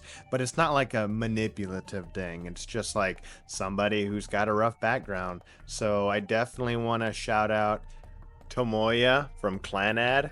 Yeah, nobody thinks about the male character in this one. Everybody kind of just looks at the waifus or the drama moments or the lovey-dovey moments. But Tomoya's got a very interesting arc. He comes from a pretty, I don't want to say poor background, but a pretty rough family life. And it doesn't get talked about that much early on, but it's got a beautiful ending to the arc, and it's definitely a father-son story that I need to talk about at some point. It's not a want. It's not a, can I or can't I? It's a will I or won't I? You know what I mean? Like, I need to do it at some point. So look out in the future for that. Although I got a whole list of videos I want to do now. But yeah, Tomoya from Clanad. Also, just in case you were wondering, Tomoyo in that anime is the best girl, and there's no arguing. Let's move on. Dere. A Dere is a character that is very religious. Yeah, kind of vague. Good example of this could be Scar from Full Metal Alchemist, but yeah, all I really get is someone who's very religious and very strong in their religion. Let's move on. Gire. A Gire is a character in a medium that is obsessed with money to the point that they don't care who they're willing to step on in order to get it, to get power, success, fame, you name it. So I thought about it, and to add some more Yu-Gi-Oh references, how about Seto Kaiba from, well, Yu-Gi-Oh. And if you've seen the anime, even if you've seen the 4Kids dub, you know that Kaiba is absolutely obsessed with power, status, and wealth, even if it's just, to play cards. But yeah, Gire. Let's move on. Otodere and Okadere. Alright, so here we have, respectively, a character that acts like a father and a character that acts like a mother. Otodere, Otosan, Okasan. You've heard it before if you've watched anime, right? So for this one, again, they don't have to be blood related, and they don't even have to be their parents at all. They can just act like a father figure or a mother figure, right? So I thought, what better example? Well, it's easy for me to say now because Clanad is on the brain, but how about the Furukawas from Clanad? I believe Akio and Sanai? I'm sorry. Anyway, they're great parents, not only to their daughter, but to their daughter's boyfriend / husband, and even their grandchild. They're just like really good parents, I mean, seriously, watch that anime, watch Clanad. What are you doing? Like, you spent all this time watching me, thanks by the way, when you could have been watching something good. Go watch Clanad. Shut up. I don't care. It's a romance. Oh, too fucking bad. Watch it. Watch it now. Let's move on. Tabakodere. Alright, so this one I wanted to omit, but I left it on because it's just kind of funny, and the more you think about it, it is a common trope in Japanese media for whatever reason. Tabakodere is exactly what it sounds like. A character that is known for their love of tobacco, that is always smoking, they're using cigars, cigarettes, you name it. So an example of this I'd like to point out would be Kaizaki Arata from the anime Real Life. I watched that a long time ago, and it was just a random, like, oh, let me just click on one. Here we go. And I remember it being like very mid, very, very like 5.9 out of 10, not bad, but like mid. But I enjoyed it, so nothing wrong with that. Real Life. Anyway, in that anime, I'm never going to forget this scene. The character is put back in his teenage body to live in high school again, but he's still an adult. He's just, in his high school body. And, like, he has a pack of cigarettes because he smokes all the time. And, like, his backpack gets checked for whatever reason, and his teacher finds his cigarettes, and she's like, what the hell is this? And he's like, cigarettes. And then he just stares at her like, what are you looking at me for? And then not realizing, like, oh shit, I'm like 16 again. I don't know why I just went down memory lane there. Sorry about that. Tabakodere. Watch Clanad. Let's move on. Senpai Dere. A Senpai Dere is basically a main character. It's a character in an anime or a manga that is sought after for seemingly no reason. and they get the affection of a lot of characters. Even they don't even know why a lot of the times. It's usually inexplicable, and usually people look up to them. You know, they call them like senpai, right? For example. Senpai, along with like Oni-chan, is probably the most well-known anime terms, at least when referring to people. So that's a lot of fun. Senpai Dere, I guess. You could say it's just a main character syndrome. So Makoto Ito, I know I've used you before, but again, you fit that bill pretty well, unfortunately. But hey, I still like the anime. Yes, I said that, and it's getting a video one day. I mean, at this point, I got like 6 videos I gotta make, so yeah, hope y'all like anime. Let's move on. And finally, we have Kuudere. A Kuudere is a character that is overprotective of their love interest, like to a fault, like they're really overprotective. Now, you might say this is redundant because we've already talked about Yandere at the beginning of this iceberg, which is kind of alpha and omega thing going on we have right now. But a Kuudere isn't necessarily violent. You know, they would never hurt their love interest, but they're really protective of them, and they basically look up to them in a way, right? They want to like parent them, right? So for this one, I chose none other than Mikasa from Attack on Titan, and she's trying to protect Eren, of course. And if you've seen the anime, you know she is obsessively overprotective. I mean, nothing else matters. There's a lot more characters like this. The character from Happy Sugar Life I mentioned earlier would be another good example. And Ymir from Attack on Titan would work as well too. But yeah, and with that, and that was the Dere Gire anime archetype iceberg. Thank you all so much for sticking with me. Now, I had a lot of fun doing this, but I'm not going to lie, it was tough. It was one of the hardest videos I ever had to make just because of the research it took. You know, I don't know that much Japanese yet, but I hope you learned something. I certainly did. If you liked the video, hit that like button. You already know that. You've been told a million times. I'm not going to repeat it. But that was a tough one, and I hope you stick around the channel for more anime and gaming related content. And let me know what you thought of the video. Did I cover a lot? Did I miss a whole lot? I certainly know that there's a lot of things that I feel like should have been on the iceberg, like Dragon Girls or the infamous LOLI archetype. If you know, you know. But I think this video is long enough. I hope you enjoyed it once again. Thank you so much. Check out some older videos that I've made and check out Inhe's channel. And with that, I've got nothing more. Stay tuned. Take care.